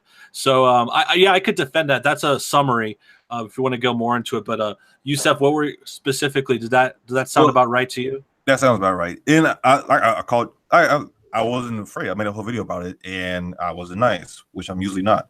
No, because I'm in this weird bubble because all my friends are Trump supporters. Like most black people don't like me because I make fun of them. So I was coming from the point where like I can see the Trump supporter where they want to talk about race, but they are afraid to talk about race. So they get their black friends and they want to talk all these issues. So I can understand that point. And then also with the black guy, I can also kind of understand his point because even with me, I was recognized. I've been lied to for like years. Like I've been reading for about 3 years now. Where like when I started making money, I fucking hate taxes. And then once I started hanging out with Trump, like with right wingers and Trump supporters, like, man, these guys ain't racist at all. What the fuck? And I think what you missed out was at the very end, where they were like, I want to understand, and let's start having a conversation. It's all about that. And I watched the whole video, and I feel like you just kind of missed that point. Okay. Yeah, that's fair. You weren't the only one to comment that. I think my main point, and maybe I didn't stress this enough in the video, was the ending was like a little too late. Like it sets up things in the rap, like I was saying, a lot of N-words, a lot of offensive things, talking about slavery, talking about this and that. Both sides very, very volatile, and like in my opinion, it was race baiting. It was just kind of like baiting these controversial points in the rap, and then in my opinion, all it does is at the very end, the last second, they hug each other and they're like, oh, it's okay, they hugged, so everything's all right, we're all getting along. No, forget about all those niggers we dropped back there, and forget about slavery and prostitution or whatever the hell they're talking about. The family show. This is a family show. Sorry, he brought up the topic. I'm just kidding. No, trust me, I'm like Milo. I want you guys to use the hard R for a reason, because if I react, You want us to? Yes, fuck yes. All right, there it is, folks. He said it. We're allowed to say it forever now. Because if I react to the word, then I give the word power. Just like what Milo say, please use faggot. Like, because if I react to like it's like nigger, like time to beat up whitey, I'm like a fucking idiot. It does nothing besides make black people look bad. Like, use the fucking word, it's retarded. And I tell the pro is use the hard R, don't use the A. Like, use a hard R. I'm not gonna react. But back not like at a mall though. So you would react with the A? If somebody said the N word, I use the hard R just to fuck with them. I don't think I'd get away with that in Los Angeles, but other people might. And black people will look at me like, because they're not used, like, man, because like I tend to be like, you talk white, like I talk slightly white. So like when you hear like nigger, I'm like, whoa, I know you like. Like, the reason why you react that way because you told to react that way. Even with the fucking Confederate flag, the reason why you think the Confederate flag is racist because somebody told you that the Confederate flag is racist. Like, there's nothing original about you. Like, it's not racist. Like, the Civil War wasn't over some fucking slave. It was 1% of the population on the southern part of America. You think that we went to war for somebody Ferrari? We didn't. Are you retarded? Yeah. White people ended slavery. We get it. But back to my video, because now you got me out on blast. What's up? What do you think about what I said about the ending? Well, I mean, I think that's I think it was an important part at the very end, is like where our race relationships is at right now, where it's really hyped up right now, and the fact that we can go at each other at throat, we got to realize that, hey, maybe we need to stop and actually hug it out and talk it out, because it's really like race relationships in America is really crazy right now. It's absolute madness. You can't stop talking about it. I'm tired of talking about race. I don't want to talk about race. Race is retarded, but the left won't stop talking about it. To a degree, the alt-right talks about it too. Not all the time, but they talk about it. So like, let's hug it out. And I feel like it's fucking bullshit. So whatever. So since you don't want to talk about it, let's talk about it. Race. I guess that you don't deny the existence of race. It's a dumb hill to die on. That's what I believe. It's a what? It's a dumb hill to die on. It's a dumb hill to die on. Okay. And so what's your appreciation and what's your knowledge about the current alt-right discourse? Since you are on the far right, you are probably saying that in the economic sense. What do you think about white nationalism? It's white nationalism. Now, do you want to be white nationalist, alt-right, or just white nationalism in general? Because In general, including the alt-righter, but I'd like to hear you on both. All right, with white nationalism, when I think of a white nationalist, I think it's something like redneck in the back shooting, the guns and having dip in their lips. That's what I think of a white nationalist. Some fat guy out there, with a Nazi flag. When I think of the alt-right, specifically, is we can have a conversation about race, but you guys just don't shut up about it, and that's my problem. I'm not gonna pretend like race is not real. Like I'm gonna have a kid, and the kid's gonna be mixed. He's gonna be half black, half Chinese. Race is real, but with alt-right, it feel like a lot of the alt-right take it like a step way too far. Because some issues on the right, I can agree with, but you guys go way too far with the race stuff. Especially I'll get attacked by the alt-right and yeah, fuck you, you kike Jew. Whatever, or kike nigger. That's the one I get a lot.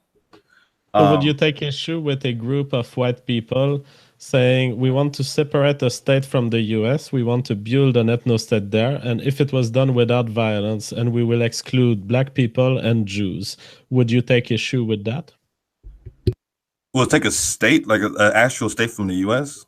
Yeah. Now, the only reason why I wouldn't I wouldn't do it in the US just because of our Constitution and how we had a whole civil war. If it was a civil war and we did it, go right ahead. It's a civil war. But I think it's the only way you can do is through a civil war.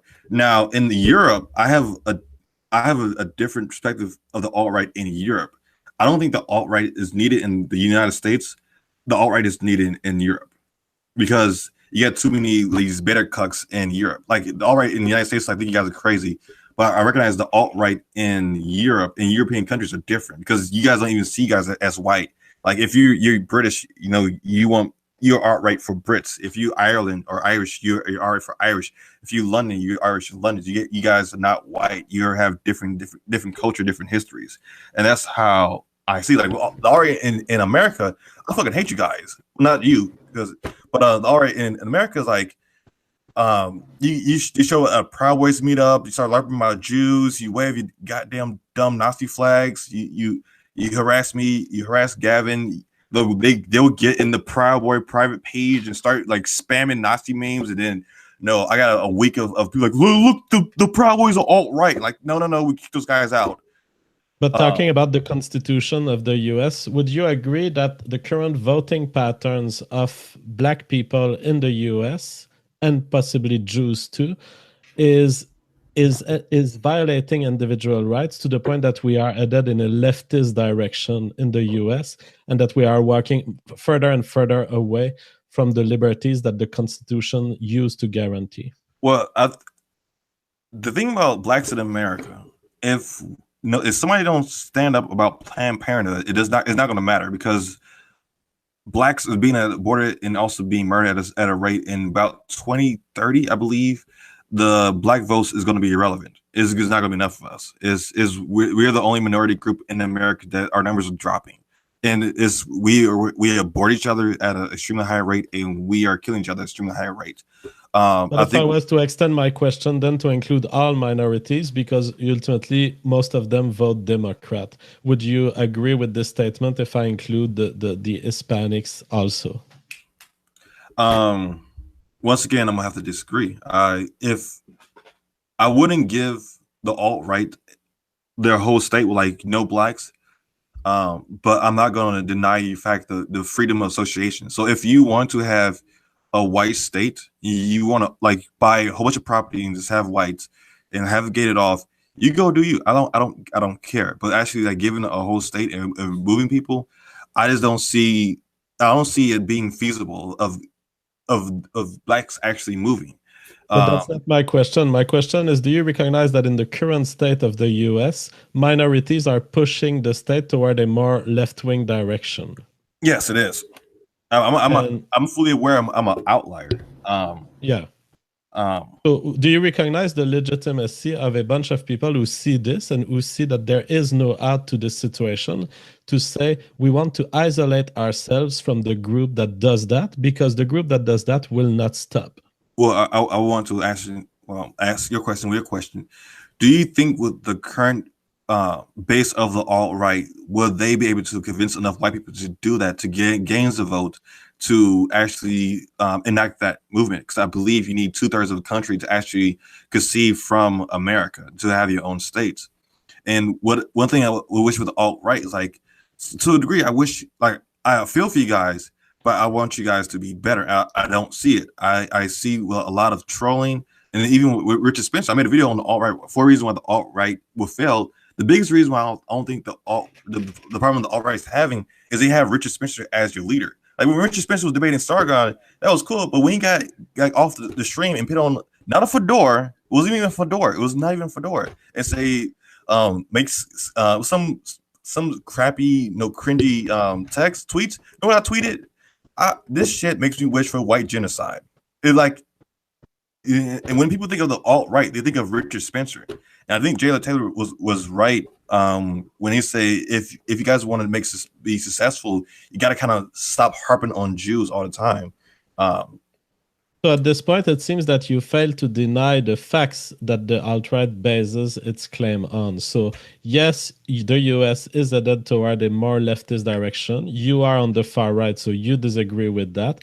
There are violations of individual rights that are growing, and the amount of money that is being drawn from people to ensure social welfare and other programs is a violation of their liberty to freely dispose of their money. And so it seems that you agree with all these factual statements. And at this point, you are arguing on the basis of strategy and possibility.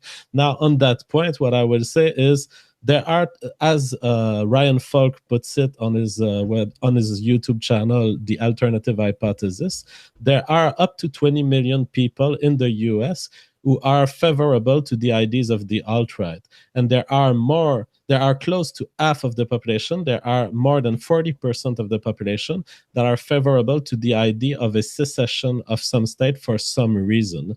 As Ryan Falk points out, if these people were to coordinate and move to a handful of states, they would easily constitute a 95% majority of people who agree on ideas of the alt-right if they were to coordinate and say, we're going to live in Idaho, or we're going to live to the east of Vermont, or whatever, to the east of Oregon, or whatever. Well, sorry. I might just say one thing, because I see you all in the chat. Yeah, quartering apparently throughout the past hour has been spazzing out about Bloodsports on Twitter. So I did DM him. So I did do that. Anyway. Come and release your spasm, quartering. He's got to finish his dual deck. He's got a dual deck Magic the Gathering match. It's going to take another 2 hours, but he might be here soon. If the alt-right have the alt-right have an ethno state, it can't be a democracy. It cannot be, because what's going to happen is you might be able to pass your ideology to your second generation, but the third generation might rebel and dismantle the ethno state.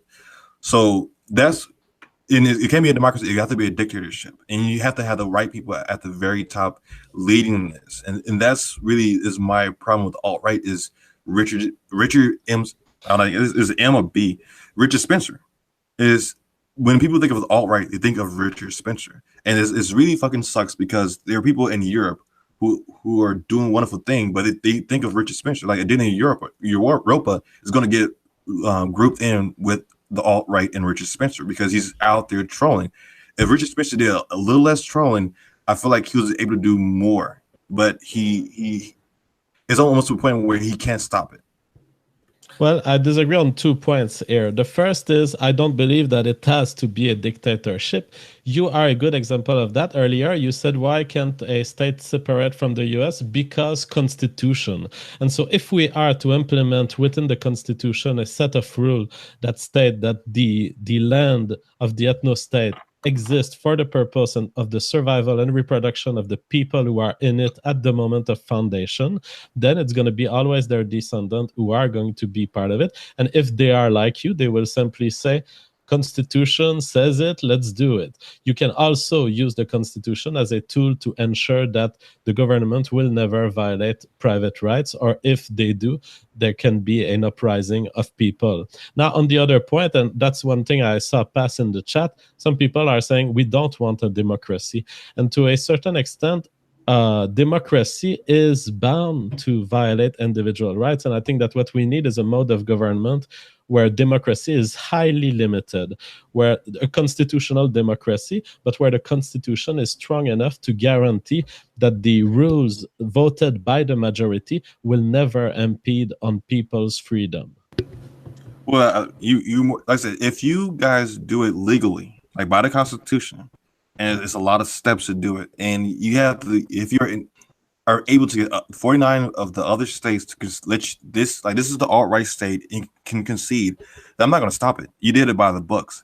If white people want to do that, it's just me. Is I personally don't see with the current base of able to do that. And if you do it, go right ahead. I'm not going to stop you. I'm not. And somebody was trying to like, "Who Yosef? You're not going to be in the ethno state." Like, why the fuck would a black Jew be in a white ethno state? I wanted a follow-up question about that, but first of all, I'm interested because I think it's telling that we've moved on past whether or not this should happen, like, or whether or not there should be an ethno state, and it seems like most of your contentions, Yosef, are like practicality. It's like, how do we do it? So it's almost like we've gotten to the next step where it's like, and I see this all the time because I think the main complaint a lot of people go to is, it's impossible. It'll never happen without violence. That's possible. You just gotta be smart. Yeah. So I think that's telling, and it's shown that we're kind of past that point. And I think that's a progress. Not saying I'm trying to get into an ethno state myself. I just see the argument progressing a little bit. Yes, I see no bullshit trying to get some Latino panties. That's what he's trying to do. No. My wife's Thai, but nice guess. Oh, the other thing I was going to ask you, I don't know if Jeff was going to chime in, but I want to ask about the Jewish thing. Like, I had some people actually on my Twitter. I actually have a poll on my Twitter at Brooks Heatherly. We're voting on the show. If you guys want to chime in, there's still 12 minutes. But I had someone ask a question, just kind of, if you don't mind going about your background, like, how did you become a black Jew? Like, what's up with that? my mother's Jewish. I was born Jewish. So you half black, or? No, I'm full. She's a black Jew. Like my family originate from Nigeria. There's about 2,000 Jews in Nigeria. Very, very small tribes. They're quickly dying out because a lot of Muslims in Africa. Okay, yeah, because I think there's like an Ethiopian sect as well, and there's like a couple of little Jewish pockets over there. And the chat's gonna blow up. Like my family, we own a lot of land across the world with restaurants. Soviet-Vegetarian, it's Israel, London, Australia, all through America. And with the Jews in Nigeria, they own a lot of land. They own the oil. They own Igbo on the Delta. That's the land they own. Unfortunately, because of a lot of the attacks, Islamic attacks, there's not many left. So I was born Jewish, and like my last name is Hebrew. It's actually Hebrew. My first name, my legal name is Yosef Ozia. This is as people echo, is my name been passed down from time to time again. So I was born Jewish. With the JQ, I feel like I don't think the alt-right. I think the alt-right just focus on the JQ and they don't focus on other groups that I think that is sinister. I think like the meat industry and also pharma, big pharma. I think that's something that's just been really boggling my mind is how big pharma is really affecting our politics. Just with the opioid crisis, because it's really, really weird. And even in the meat and also the food, a lot of the chemicals in the food, it actually make you fat, and they're okay with this, and it's being subsidized by the government. And usually, if an industry is being subsidized by the government, that industry is paying off somebody inside of paying somebody off. So like you can question the JQ, but I don't think the alt-right just focus on the JQ. You can question Jews, but it's a lot of other groups I think the alt-right should also focus on. That's fair. Yeah, I was just curious. I didn't have any specifics there. I just got that on Twitter. Actually, someone was asking. Actually, I have just to go back real quick. JF. So I want to actually ask JF some questions here that Quartering brought up in his tweet. Spaz. All right. Look at Andy questioning, standing up for the No, last. no, it's not my questions. This is a Quartering's question. So this first one was a lot Come of and ask them, Quartering. Show us some balls. Don't let Andy ask your questions. Go ahead, Andy. Sorry. No, as he writes, ha ha ha ha ha, JF, and he quotes you.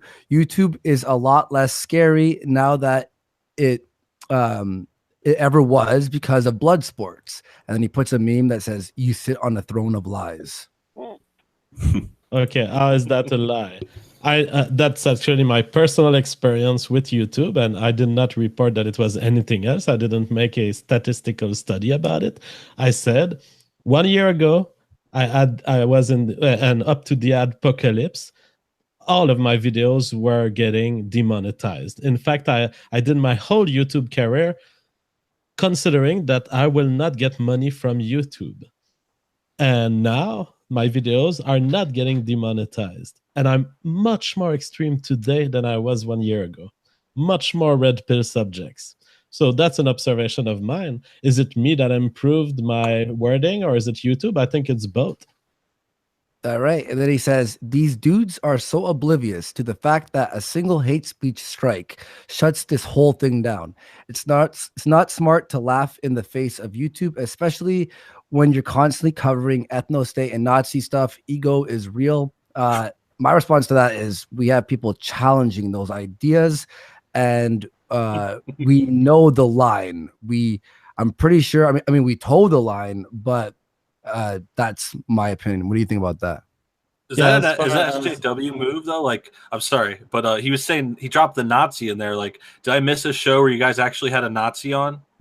No, that was really hard to do. That's the new tendency on YouTube. It's that you're not a Nazi, you're a crypto Nazi. You're a Nazi that doesn't reveal that he's a Nazi, but you're dog whistling. So whenever you talk about a question, and it's like you're whispering to your crowd that ultimately you're a Nazi, but you can't say it. It's the weirdest thing ever. Like, you just dog whistle to the alt-right. Like, why would the fuck I would do that? Like, I've been on my channel drunk before. You really think I'm dog whistling the alt-right? It would have popped up by now. He also says it's complete bullshit that people leave Bloodsports clean. There is usually hundreds of asshats following them on their social media and videos calling them a cuck, etc. Unless it was only me. LOL, could have only been me. Being sarcastic. And you know what, Quartering? There are hundreds of people who are looking into my personal life, insulting my children, my exes, or taking statements of my exes and insulting me with them. And the only solution is to block them. I block anyone who attacks me like this. You should block those who call you a cock. And you'll see there's a great Twitter experience awaiting for you. Yeah, I was going to back you up on that too, because I know you mentioned the blocking stuff before, and I really hate the idea people try to say if you block someone, you're a pussy, you're lame. Like, I don't see that at all. You can block people because you don't want to talk to them. You don't have to give them your time. It doesn't mean anything. It's just a click of the mouse. And then the other point to add to that is, yeah, I get that shit all the time. I get you guys talked about dogpiling a lot earlier in the stream, and I get dogpiled on pretty much any stream I get challenged on, and I'm still standing. I think, I'll admit it takes I'm not a brave person, but it takes different personalities to kind of take that shit and to take all those comments. And I've done different debates. I've had vegans follow me around for months. I've had autistic people from Twitch and from Destiny's fan base follow me around for months. I'm not going to say it's pretty. I'm not going to say I enjoy it. It's definitely gotten me upset or just frustrated, not necessarily mad, because I don't care. But I think that's part of it. And I think the point here is going back to the tweets that Andy just read. It's just certain people can't do it. Certain people aren't wrestlers. Certain people aren't stand-up comedians. Certain people aren't into Bloodsports, and I think that's fine. But the problem here is these people like Beta Boy Quartering.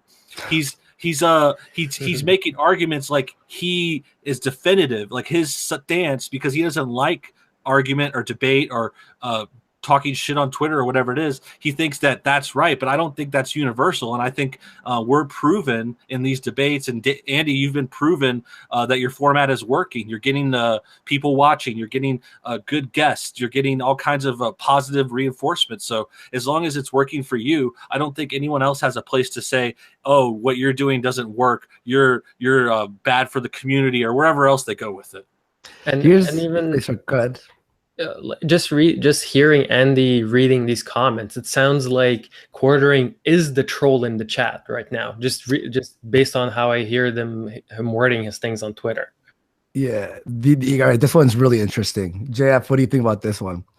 If they want to go long, what they really need to do is record it offline and do some basic levels of editing, just in case. Then again, you wouldn't get those super chats then. No, That's where we differ from you, Quartering. We're training our brain to be able to do it live. It doesn't matter if it's not perfect now. We're learning every week, like a blob invading a city slowly. Our intellect is growing. You know what? JF can't come to America because I'm pretty sure he'd be in America slaying pussy. You just can't come to America. You just can't do it. I slid pussy a lot in America. Guys, I'm going to do a little Quartering thing here. I'm going to tie some, I got some cat collars on my microphone. I hopefully that you don't hear that rattling. I'm sorry. I don't know if that's a perfect place. What is that exactly? This is Quartering. This is my Quartering impression. He has a lot of cat collars on his microphone. Sometimes you hear him. Can you hear that? Does that affect my audio?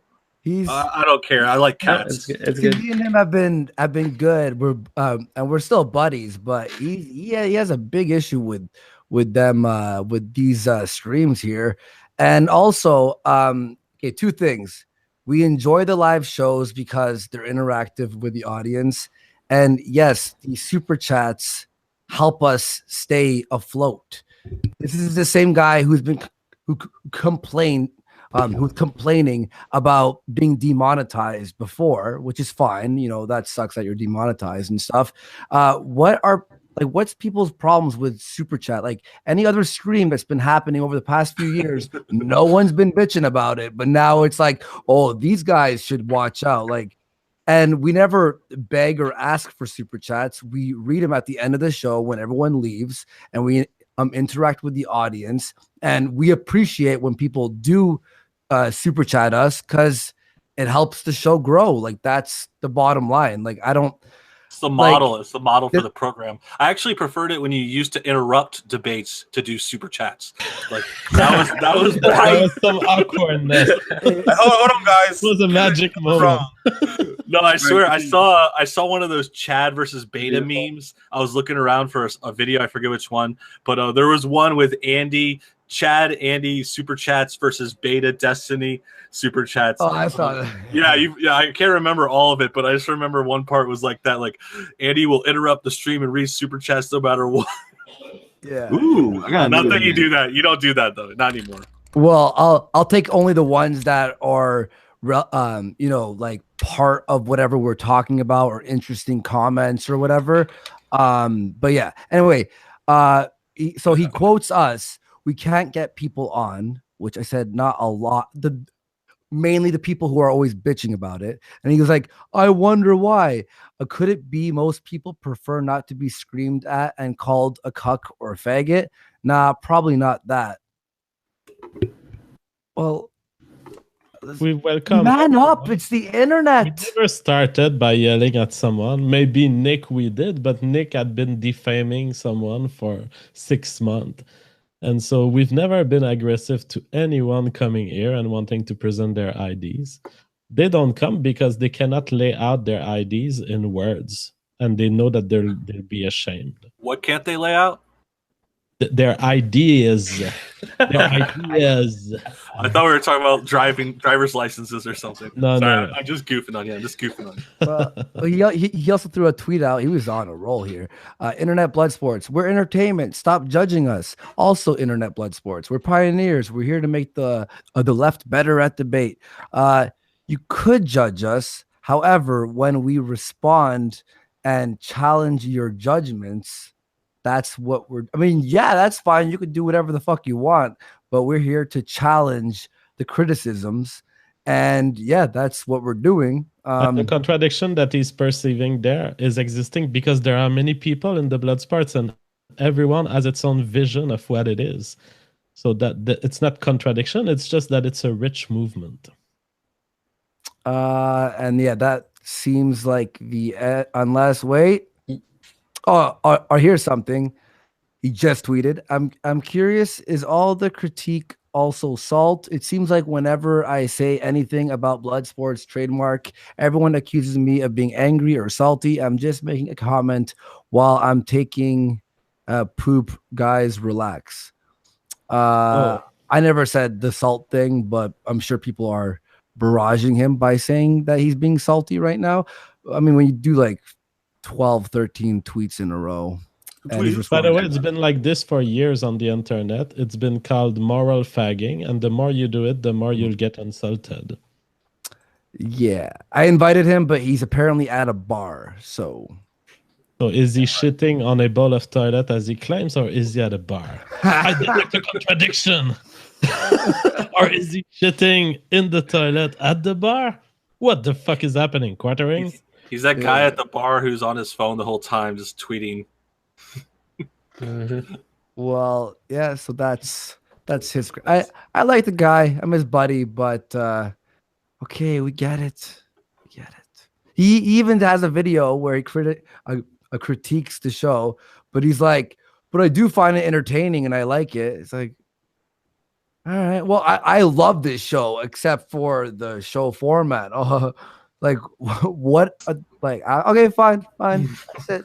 I think the other issue is like this is like criticizing a show you watch or a movie almost. You know, it's like you watched Black Panther this weekend, and I said something like the music wasn't included so well. But when I say that, it's not really direct. It's not like anyone's going to hear it from the Black Panther producers. But in this situation, you know, you got Quartering, you got you reading the tweets. Everyone's so accessible. It's just like that's how it gets so controversial, and then people feel like they could speak out more about commenting on another YouTube channel, another YouTuber, another thing. So I don't know how to rectify that, but I think it's an interesting kind of YouTube problem where, especially when you get on a level like you, Andy, or other people, like where you can get these direct responses and then you're considering it. And I face that myself. Sometimes I read my comments, I get tweeted at. I'm pretty open too. And it's just kind of like an interesting thing where it's hard to always ignore it. You got to ignore it, really. Like if we're back to the Black Panther example, I'm sure the score music artist on that isn't really reading comments and thinking, oh, this fucking guy, this fucking Brooks fat neckbeard guy didn't like my songs. Like, he's not going to be like going live, going up on the stream. And not that you shouldn't do that, Andy. I'm just bringing it up that it's kind of this interesting position we get in. I got a question. How you guys feel about the Black Panther movie? I didn't like it. I didn't watch it yet. I didn't watch it either. I didn't watch it. I know there was an occasion there to do a beautiful YouTube video that would have gotten many tens of thousands of views, but I didn't give a shit enough. I don't think us white people were allowed to watch it. Are we allowed to watch it yet? I'm not watching. Wait, what is white? Yeah, is white even a color? It's all the colors. No, but I actually saw Black Panther. I thought it was great, though. I disagree, I guess. I thought it was twice. I'm gonna sum it up. I think it's Africans with laser sticks. I think that's how you sum it up, because the fact that I'm gonna ruin a movie that you can dethrone the king of this intelligent civilization because you fought him is pretty fucking retarded.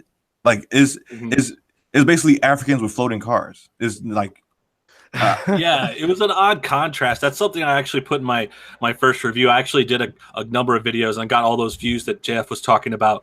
But one of them I did mention that I thought it was a contrast. It was funny because they have this high-tech technology. I mean, Wakanda, it looks like Star Wars. They have spaceships and they have like healing stuff with their stones and like bulletproof suits. But then at the same time, they've got people wearing tribal Africa stuff. They're fighting with spears. The women have shaved heads. The guys have those mouth things like in old school tribes. You still got black on black crime.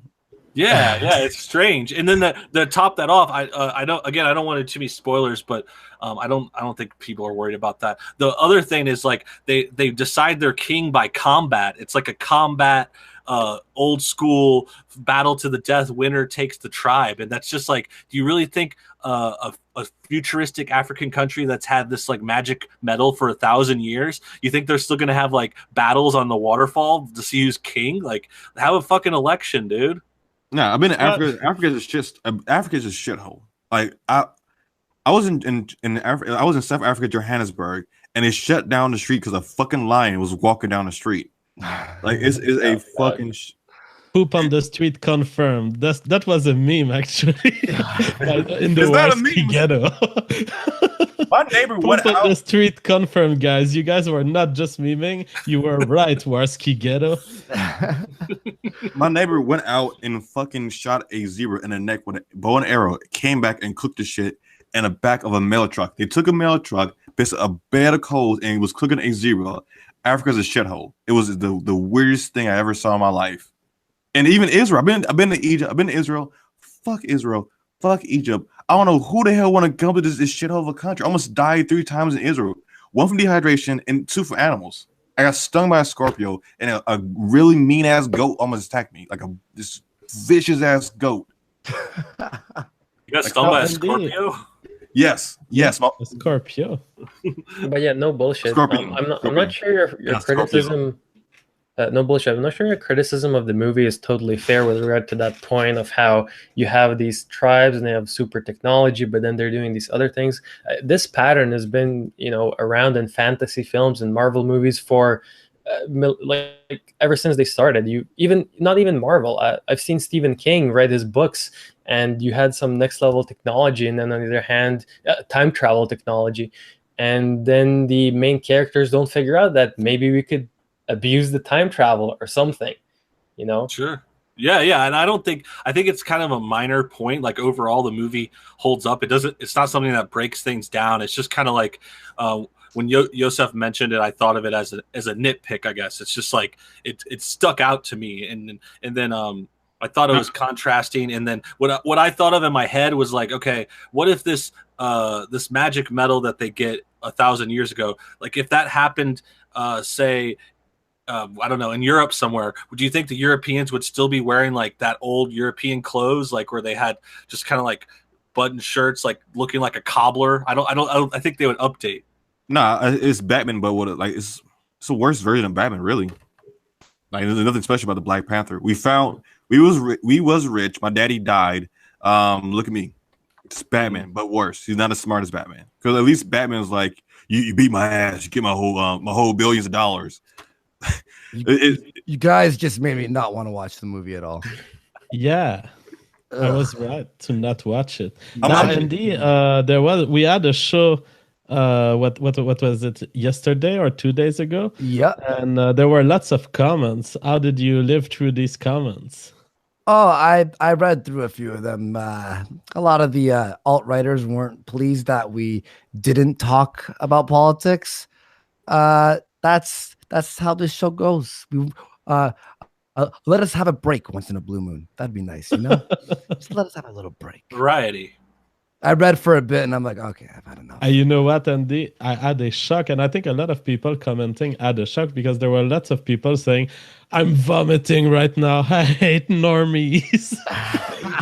To me, the shock was when Keemstar arrived. Yeah, that was so random. This is not a critique of him, but Keemstar is a true normie, and I had not talked to a normie for years, and he just struck me with his normalness. Oh, Brian, who's that? No, I saw that. I saw some of that too. It was interesting. Drama to alert. have. Drama alert. That Oh show? no, yeah, I know drama. Anika O'Brien just tweeted at me. I don't know who this Oh, is. Anika. Yeah. O'Brien is a specialist of robotics. Yeah, she's And cool. she's also a beautiful per race white European. You I said it thought wrong. she was a 5 out of 10. I thought she was a 5 out of 10. No, that was No, rude. no. That was She's rude. saying this as a joke, but I'm when kidding, they I'm make kidding, a I know. joke, they know that they can afford the joke. She's also in the chat, and she's saying at Tariq Nasheed, "You bothered by the based black man?" But we're tweeting she that she blocked me. Hey, if Tariq, Nah, I that's got not the real Tariq. That's not the real Tariq. all right. If can Andy Chat tweeted at Tariq Nasheed, fuck you, Tariq. I'm still a Proud Boy. He's a piece of shit. He blocked me on Twitter. Like if you can get Tariq Nasheed and me in a stream, I will fucking know. I have his contact info. Do it. What was the issue between you and Tariq? If I want to go all in. Everyone just ask politely for a debate. Fine. I don't think he'd be down if you're fuck you. Tariq did it. He's a Yosef is down for a debate. Well, Yes, surprisingly, he did a debate against Jared Taylor on Baked Alaska stream. I'm not sure.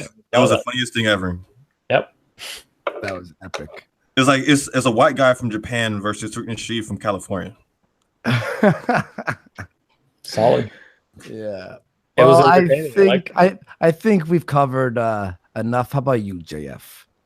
Yeah, I think we can do some concluding statements and read some super chats. Well, I'm gonna bounce. Like I got Yeah, so we'll start with you then. You could just do your final thought there, concluding statement, and yeah. I'm extremely blind. Sorry. I have to admit I came in. I was wrong. This is extremely entertaining. I guess I was being a little butthurt, and I was going to I was going to trample over my principles to just be right, and it's better to be wrong and admit that you're wrong than being right and just being up my own ass, because I'll be no better than the left or anybody else who's criticized you and then won't go on your show. So this is very entertaining, and now I'm realizing on the show that you dig your heels in just as hard as the next person will, and that's kind of your whole method. And you still, like I say, you're intellectually consistent, which is extremely important in the debate. And JF, fucking love his voice. No bullshit. No, I'm happy. We were able to bury the hatchet. Hear your points. I heard my points. Vlad, this little adorable, guy in the chat. So that's really, appreciate letting me come on. Bloodsports was pretty fucking fun. Oh shit! I'll try and set up that you versus vegan gains. That'd be fun. Ooh, yeah. Tariq Nasheed and Vegan Gains at the same time. Same Dogpile. Attacking him from two angles: the ethno state and the chicken in the ethno state. I'll take it a step farther and go out in some like redneck barn with all the Proud Boys with Confederate flags in the background and a bunch of guns. There you go. All right, man. Thanks for being on the show, dude. All right. I guess I'll do my concluding statement. Sure. Do it. Go ahead. Told ya. No, but seriously, I honestly, I have a lot of fun on these shows. I don't see what the big deal is, and I'm pretty sure that was a fucking home run. That's it. Yeah. Okay, I'll go ahead next. Yeah, this debate I hope that people take it as you guys taking their, voices seriously. You looked at the comments, you invited people in who want to challenge you on this idea, and now that you see that they kind of converted to your side, I suppose, and they voiced the concerns, that the audience is now able to take this stream, take their viewpoints, and seriously consider them, because unlike No Bullshit, I don't consider this as just entertainment. I consider this like as a very high level intellectual education. You could probably go through these Andy Warski streams and get a freaking PhD. I swear to fucking God. At the end of the day, you could write a whole thesis on these ideas if you wanted. So yeah, I hope that the audience takes these points that were said today to heart, and that they've been addressed, they've been heard, you're not being ignored. That's what the Bloodsports is about. You can come on, you can talk, just don't be shitting at a bar at the most important time. That's good life advice. That's a good ending. I want to add. I think the PhD you get from watching these streams is a PhD in gassing Jews, right? Is that what I got? Is that what I learned? I'm sorry. I'm sorry. I'm terrible. You'll fail on that. You'll fail on that. Okay. We'll cut that out. This isn't live. I point your statement for removal if we ever do editing. There goes There we go. monetization. Yeah. But I'll finish up too. Thanks for having me on, guys. I appreciate it. I'm glad I had a chance to moderate things. Hopefully, I did my best. I appreciate the chat and everyone watching. Again, no bullshit on YouTube. Yeah, let's do it again sometime. It was good stuff. I think in the end, it seemed pretty undeniable. It looks like the pro IBS side pretty much won out. I didn't see any strong points that held up at the end. Trying to be unbiased as I can on this. Obviously, I'm a fan, but I think in the end, yeah, it was a lot of things like Vlad was saying. It worked out. Maybe we disagree on the points of whether or not more entertainment, more intellectual halls of debate, IBS. And I think the last thing I'll add is something JF was going on about just not liking the name Bloodsports. I don't know if we need to rename things or if you guys want to rename things, but Nah. I think that's like I think maybe it should just be more people shouldn't get hung up on the name.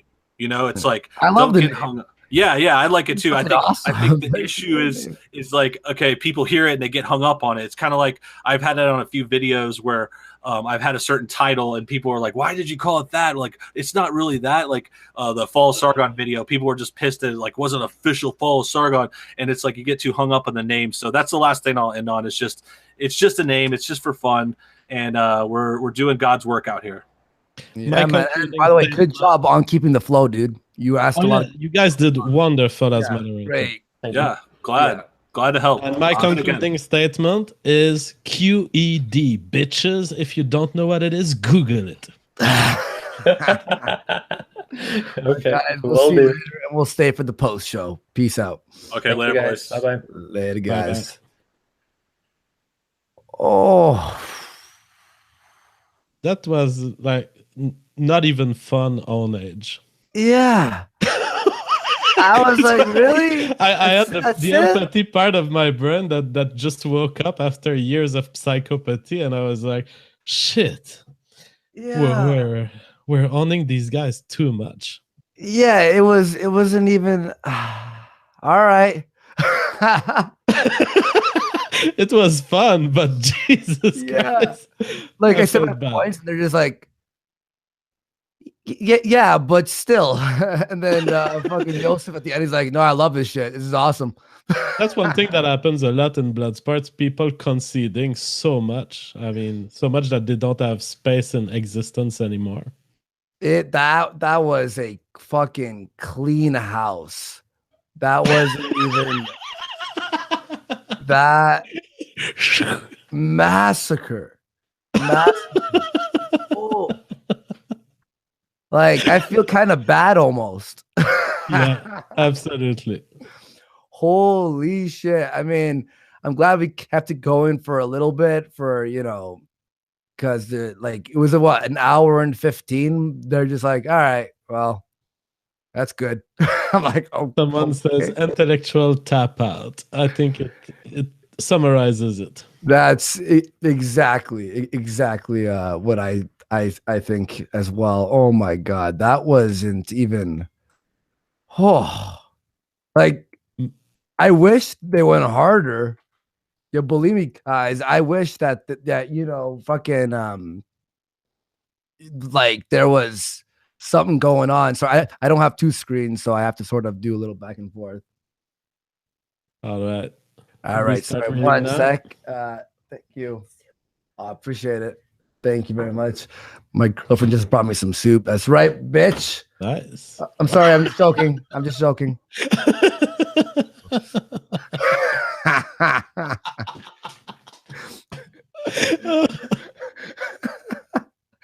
All right, let's read some of these super chats. Yeah, and since I was part of that debate, I didn't really want to interrupt with anything because but my god, dude, that was excellent. Thank you everyone for that.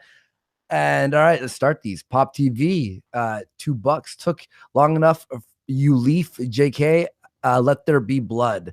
Andrew Wilson, $20. There will be blood. Let the blood gods be satisfied. You know what's funny? This whole show was about the blood sports and not a lot of blood. Or, I mean, it was more like a nuke. It was just That's ash. why. That's why I try to explain to people: Bloodsports is not just the blood component; it's the fact that it's an open farm. Yeah, and if you could stay, chill, then fucking, all right. Zach Longby, $2. No BS slobber.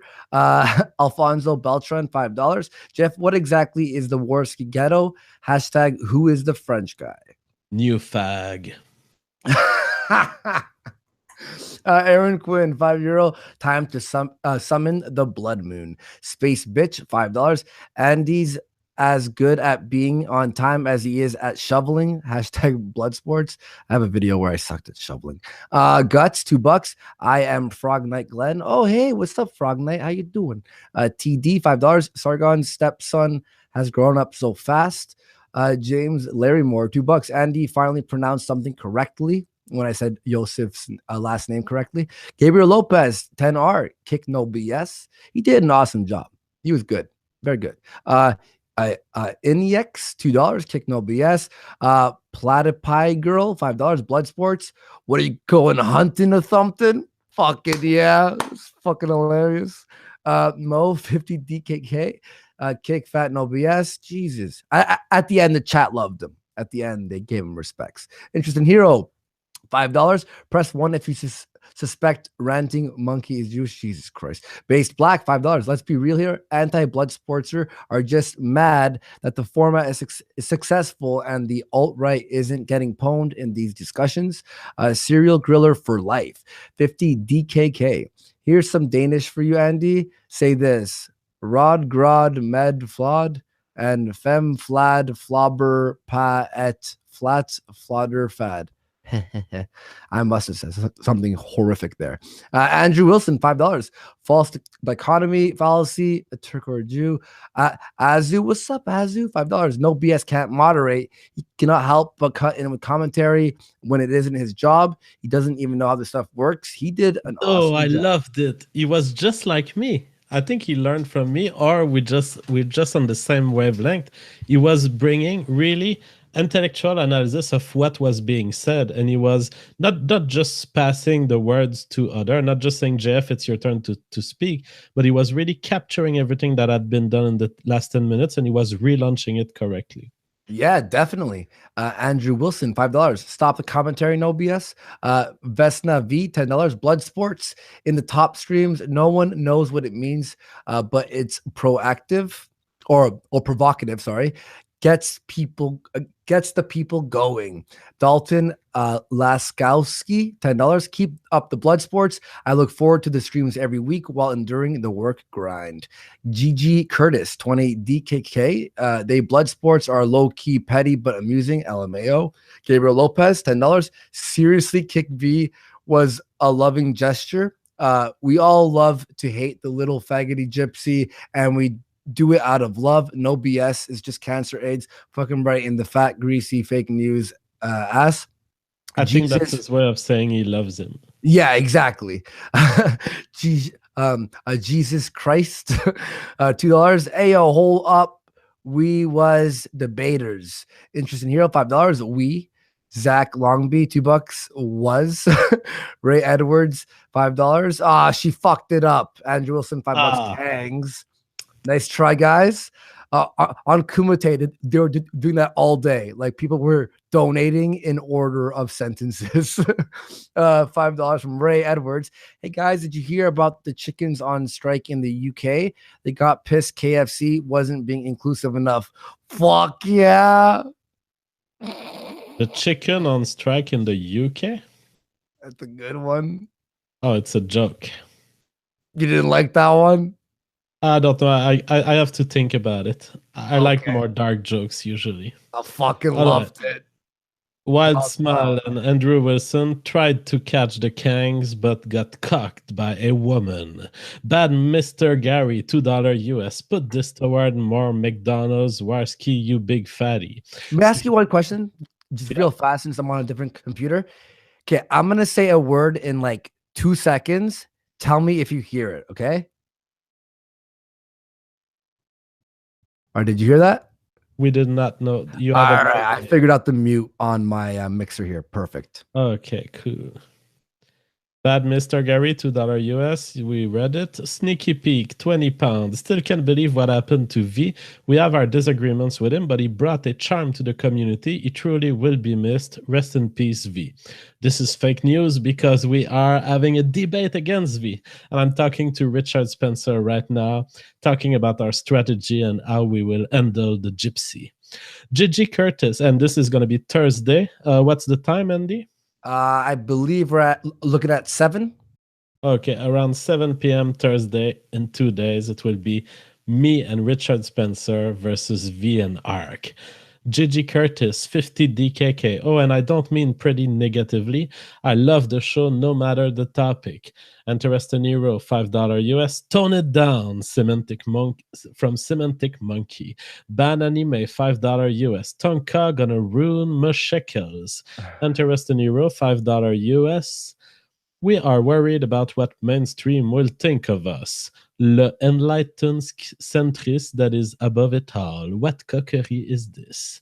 Chopped Up Nada, $2 US. Here goes Monkey moving the goalposts. Interesting Hero, $5 US. We are afraid your content will accelerate our shekels getting taken away. So it's about money. Hashtag Tonka was right.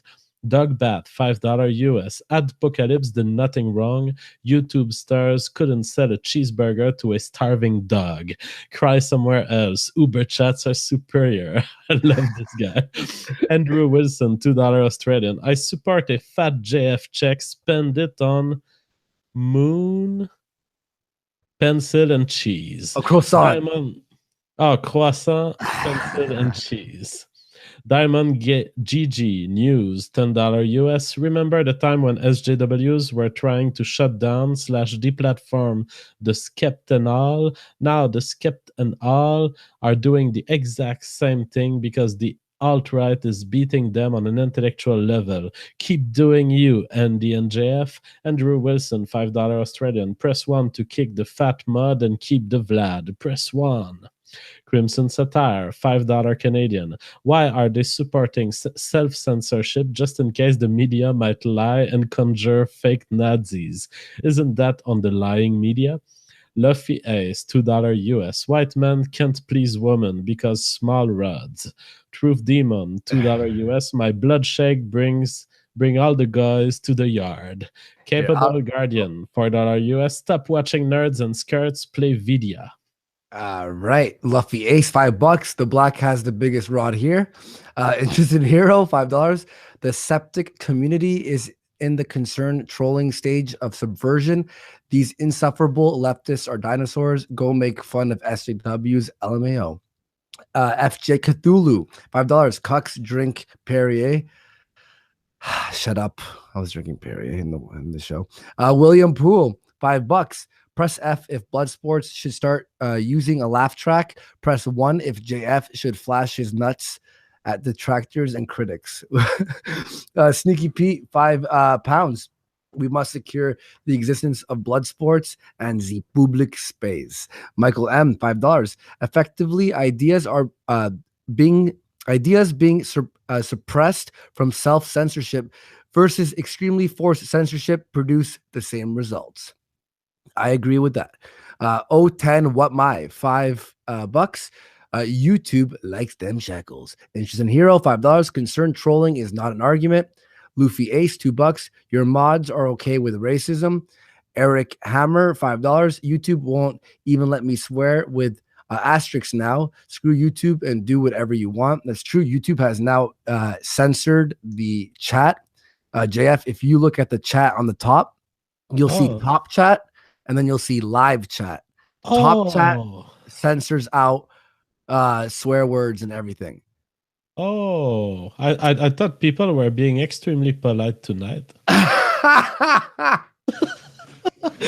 Me too. Oh, that is new. Yeah. Crimson Smile, $2. Think of YouTube haters jelly because their content sucks. Luffy Ace, $10. Hey JF, if we can't change IQ, why constantly talk about it? Isn't that like talking about homosexuality? Do we talk about it to just stroke the white man's ego? Oh no, we talk about it because it may be the basis of a decision to segregate, a decision of people saying, I want to live with people like me eventually. All right, D Warbucks, $5. JF, what's your cat's name? I have two cats, TB and GB, named in honor of the gigabyte and the terabyte. All right, The Shadow in the Mask, $2. Thank you. ZHDZ, $10 for your sexy French voice. Thank you. Je m'appelle. J-Man12123, $2. JF is actually from Boston. His real name is Steve. Doxed. The Shadow in the Mask, $2. JF versus Kent. Hovind. Oh, Man that up. would be awesome. That would be old school, like in 2003, but in a Bloodsport environment. Who is that? Kent Hovind is a classical, like creationist debater who went up against all the big atheists, and he's like a debater who argues for really backward views of really creationism of the kind that no one can believe. That'd be cool. Logan 13, $5. Much love to Andy and JF. Thank you for what you're doing and allowing fringe ideas to be shared. Isn't it racist to call the black guy Ranting Monkey? No, that was a different person. Jesus. Donald Warner, $2. Is Tubby moderating? Crimson Smile, $2. Pussify Bloodsports says increasingly irrelevant. All right. Alex Bonrad, $5. 1 versus 1 creates false equivalency. If someone is wrong and they are being dishonest, they should be dogpiled.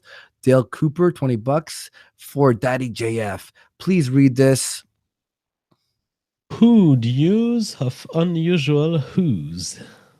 All right. Frostbit, $2. Monkey wants to show to be ambient in video form. Uberries, $10. In my opinion, these guys only object to internet blood sports due to the content. They want to shut down the content, not the format. If they mention the content, this will turn into a debate of said content, which they can't win. Sneaky Pete, £10. The monkey says, I'm not saying it has to be boring, but he really is saying it has to be boring. You can take the man out of Bloodsport, but you can't take the blood sports out of man.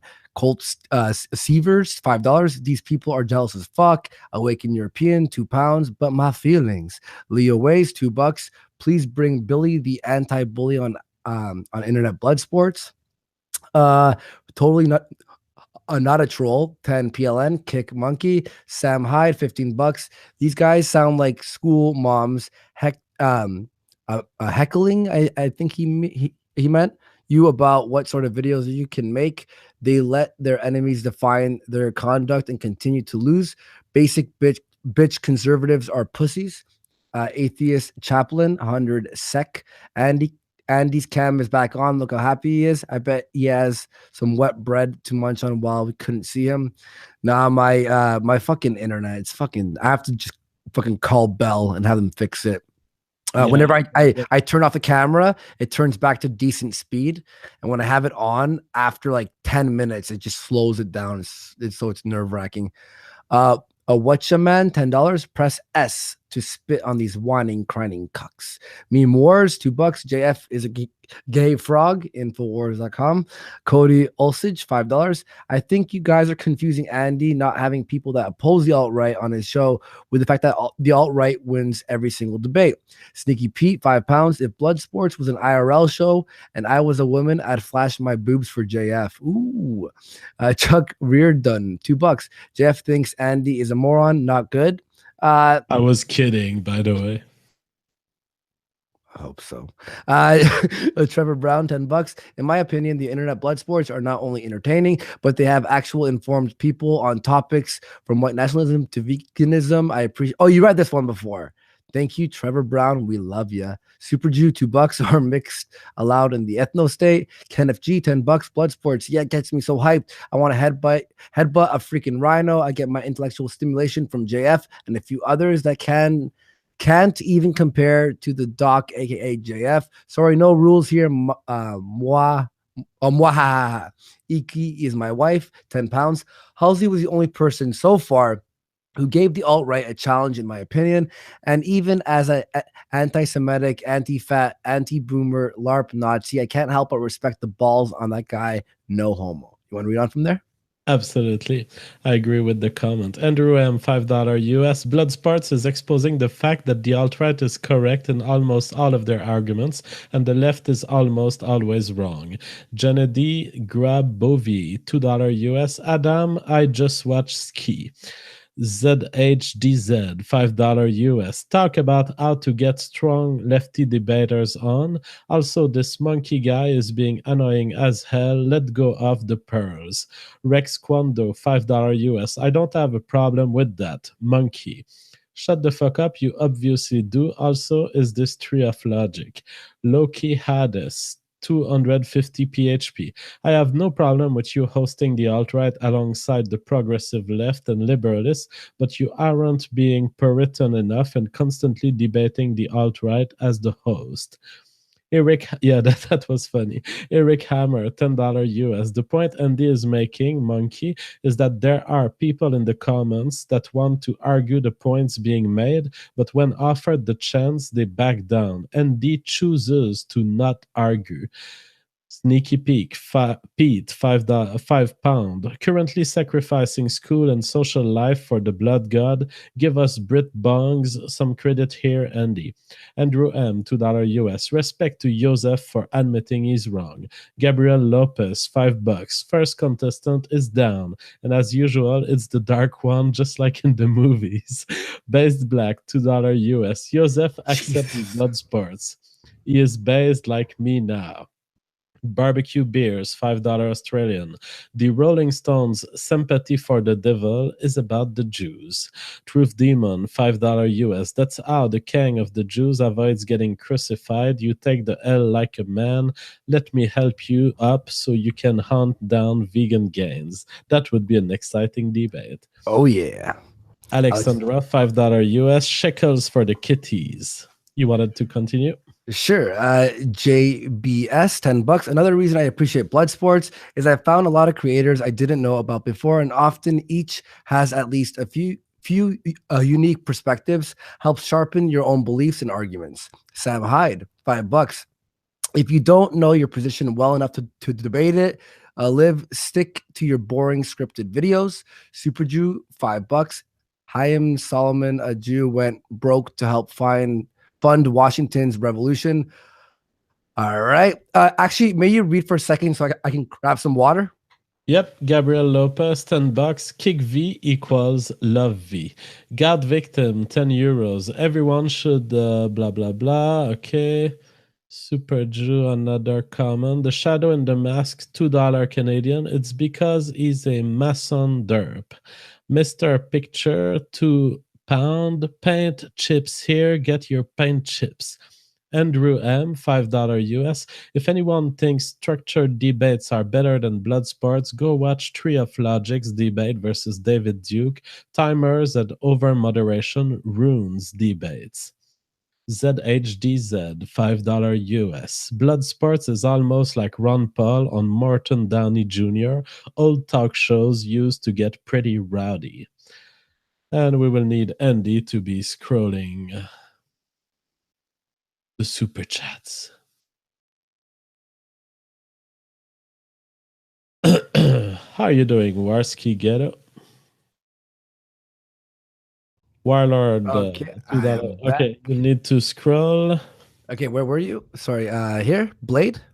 Yep, Blade McKenzie, $20 Australian. Invite Destiny on, or there is another person Destiny associates with called White Nervosa that may provide entertainment. White Nervosa seems interesting.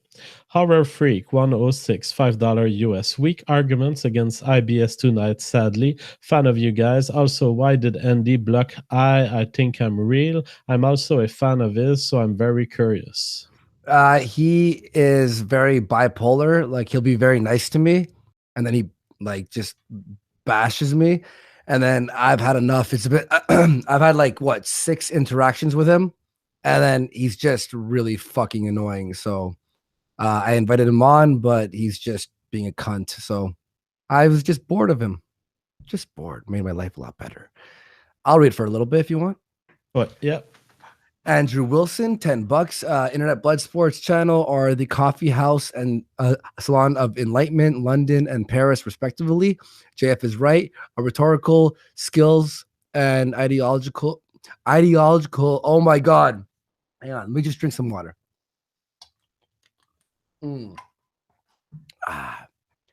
Ideological development is the real winner and will save the West. Moon Man, $1. Thank you. Andrew M, $2. Wet bread. Moon Man, $2. Andy, you have the best content on YouTube. 1488. Gabriel Lopez, $10. Ultimate blood match. JF versus his ex-wife. G Money for the win. Runner Hukas, 200 knock. Jesus, thank you. I'm sorry, Andy. If you're scared of your children being vilified for being white, but like living in a multicultural society, you have a severe case of cognitive dissonance. You'll eventually have to choose between them. I'll have to think about that. Valentine M, $20. Bloodsports is great. I think that the entertainment value it provides is necessary to garner support in order to do more blood sports. Keep it going, guys. Ray Wolf Magnus, $5. Do you apply Bloodsport rules / freedoms on the ghetto chat? I've been censored by you guys and your mods for a week. What the fuck? Well, if you're being overly like racist or saying kill all the etc. blah blah blah, then we watch out for that. But now YouTube is doing that. So yeah. Josiah Manon, $5. At Runner, you claiming that Andy has cognitive dissonance is a laughable claim. The new center, $2. Get Paul Nealon on the show. Hanky Panky, €2. Super chatters are the new YouTube shareholders. LOL. Super Jew, $5. When Messiah comes back to Goyim, will be our slaves. So who cares about getting kind of racist against the Goyim there. Enough. Sneaky Pete, £5. If Thunderbolt has an ounce of credibility, he'll come on and debate JF. Surprise, surprise, he doesn't and he won't. Doug Chase, $5. YouTube Poop and Bloodsports both could be really popular and productive, but both need better names. Suburban Bliss, huh?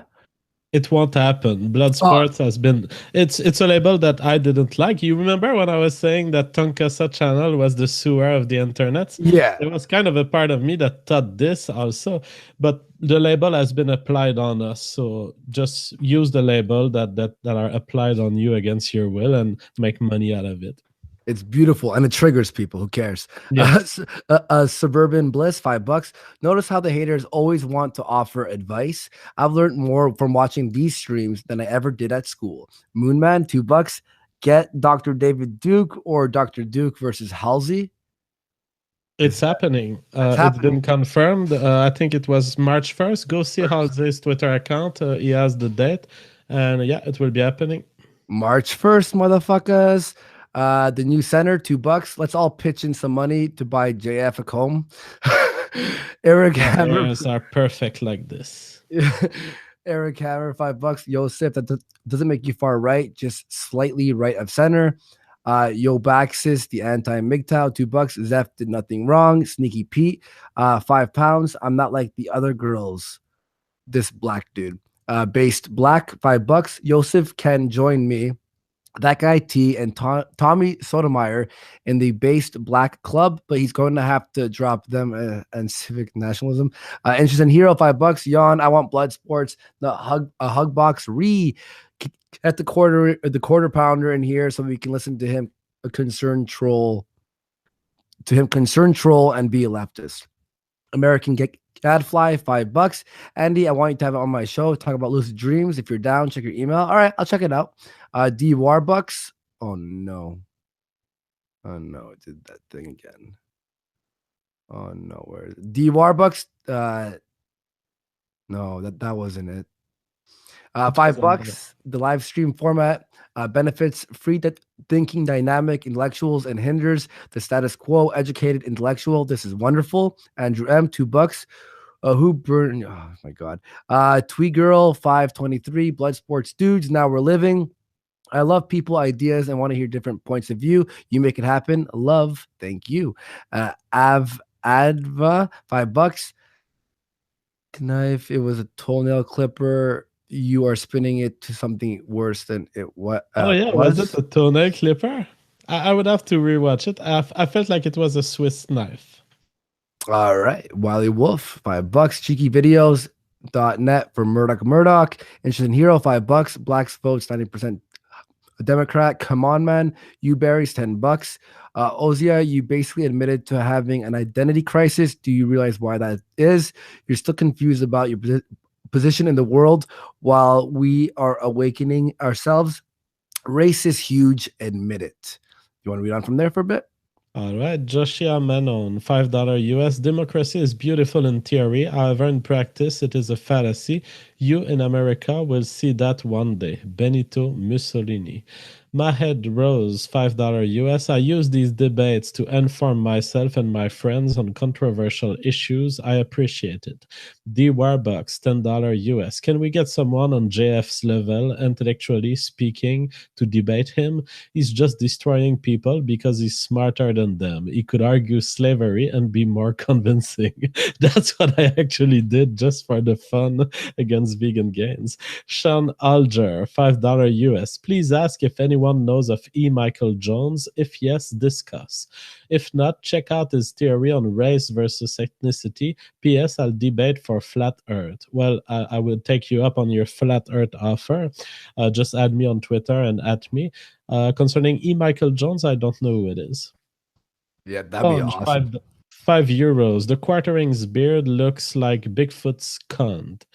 Interesting Euro, $5 US. The quarter poundering cast shades from the sidelines. Coward won't even get in the ring. Well, it seems that he could not because he was in a toilet in a bar. Crucial Bunny, $2 US. Quartering is becoming bitch made. Can you scroll? All right, yep. AW, $2 US. Here's a super chat for you. Thank you. Sponge, €2. I wish quartering died instead of Buggy. That is mean. VGEDRR, $2 Australian. Ban super chat. Here's a super chat. Pinky Culture, $5 US. Some millionaire should buy an island and make it an ethno state. Herb Derp, $5 US. Jerry. Dirty Linny, $2 Canadian. Quadroon Sargon is allowed to watch it. Stacy Turner, $10 US. Will you schedule a pogrom soon? I don't know what a pogrom is. Tarek Nasheed, not the true one, $5 US. Black Panther is a black exploitation celebrated by blacks. Good job. Proof Demon, $2 US. We all know lions equals shithole. Look at Detroit. Arc Lives Matter, $5 US. Andy, are you a top or bottom? Both whenever I feel like whatever. You have to switch it up, you know what I mean? Side. Augusto Pinochet sent us. Oh, go ahead. No, go ahead. Okay, I thought you were speaking. Augusto Pinochet sends us $50 US. Thank you so much. The Pinochet airline has a special offer for any Wiwaskangs in Wakanda leftist, a free ticket to Wakanda over the southern Atlantic Ocean as a reparation for colonization. Thanks for the super chat, man. Sponge, €2. I would drink Annika O'Brien's bathwater. Sly Marbo, $14.88. I am a high IQ Rick and Warski viewer. Uncompromising, $2 US. Day of the rope for all of those who don't lift. And Mum Pluppy, $5 Australian. It's your warrant. Johnny Bucks his life. If you want, you can ahead and battle him. I think I'll take a pause of Johnny Fox for 6 months. And Bon Plappy, $5 Australian. I love Bloodsports, but IBS is a terrible acronym. Irritable bowel syndrome, anyone? Although many do leave with their pants full of shit. Well, see, my name is Jean-François Gariepi, so my acronym is also a brand of mayonnaise, and I live well with that. Bobby Fisher, $5 US. When are you two going to escape Trudeau's gulag and come south to Freedom Land? Probably never. Dirty Linny, $5 Canadian. Blood gods were pleased. White male, $5 US. At JF and Warski, Jordan Peterson would be proud at how you clean the room with those guys. Yeah, I'll read on for a little bit. Alt-right tree hugging vegan, $5. Jews eat way too much meat. Black Magic, 1776. I want to see Tommy Sotomayor plus turd flinging monkey versus two alt-righters on the future of Western civilization and the 14 words. TFM is a must. Also, Fame Game versus Halsey on the JQ would be cool. Ray Edwards, $5. My joke was dark. JF implication. And a communist chicken utopia. All chickens will have equal death. Howie Felterpuss. Now I love it. Howie Felterpuss, $2. Race realism is scientific racism in college now. Warlord, 2500, $2. How do I get a sexy accent like JF? You just have to be born in Quebec. That's it. Gabriel Lopez, $5. Why is it Frenchies get sexy accents, but South Americans get near retarded accents? He's from Brazil himself. Foreign user, $5. Thank you very much. Awaken European, €2. Don't worry, Andy. You'll be all right. Wascha man, $5. Andy, I got a low IQ, but still question the JQ. Warski. Super Jew, $5 as a Jew. I'll give you a real challenge. Next time, don't be scared to read what I said because of my Jewish powers. Deadpool, $5. Why does JF constantly use an appeal to authority when he quotes Ryan Falk? How is I never do. I never do because I don't say it's right because Ryan Falk says it. I say, go see Ryan Falk if you want to know about the facts, or go see Ryan Falk if you want an alternative view of the alt-right that you don't describe here. So that's not an appeal to authority. I don't say you should trust him. There we go. Cody Nick, $2. Andy, read my DM on Discord. I'll check it out. Andrew M, $2. G-Man 1. And with that, people, let me just stop sharing here. It's weird with only one screen today. Thank you for watching. I had a lot of fun. JF? I love it. I love being in the arena because people say I'm not neutral as a moderator, but I do retain myself from lots of stuff when I'm a moderator that I don't do when I'm a participant. Boom. That was beautiful. Everyone, thank you for watching. Thank you for the support. And we'll see you on Thursday where it's JF and Spencer versus V and Ark. Oh. Peace.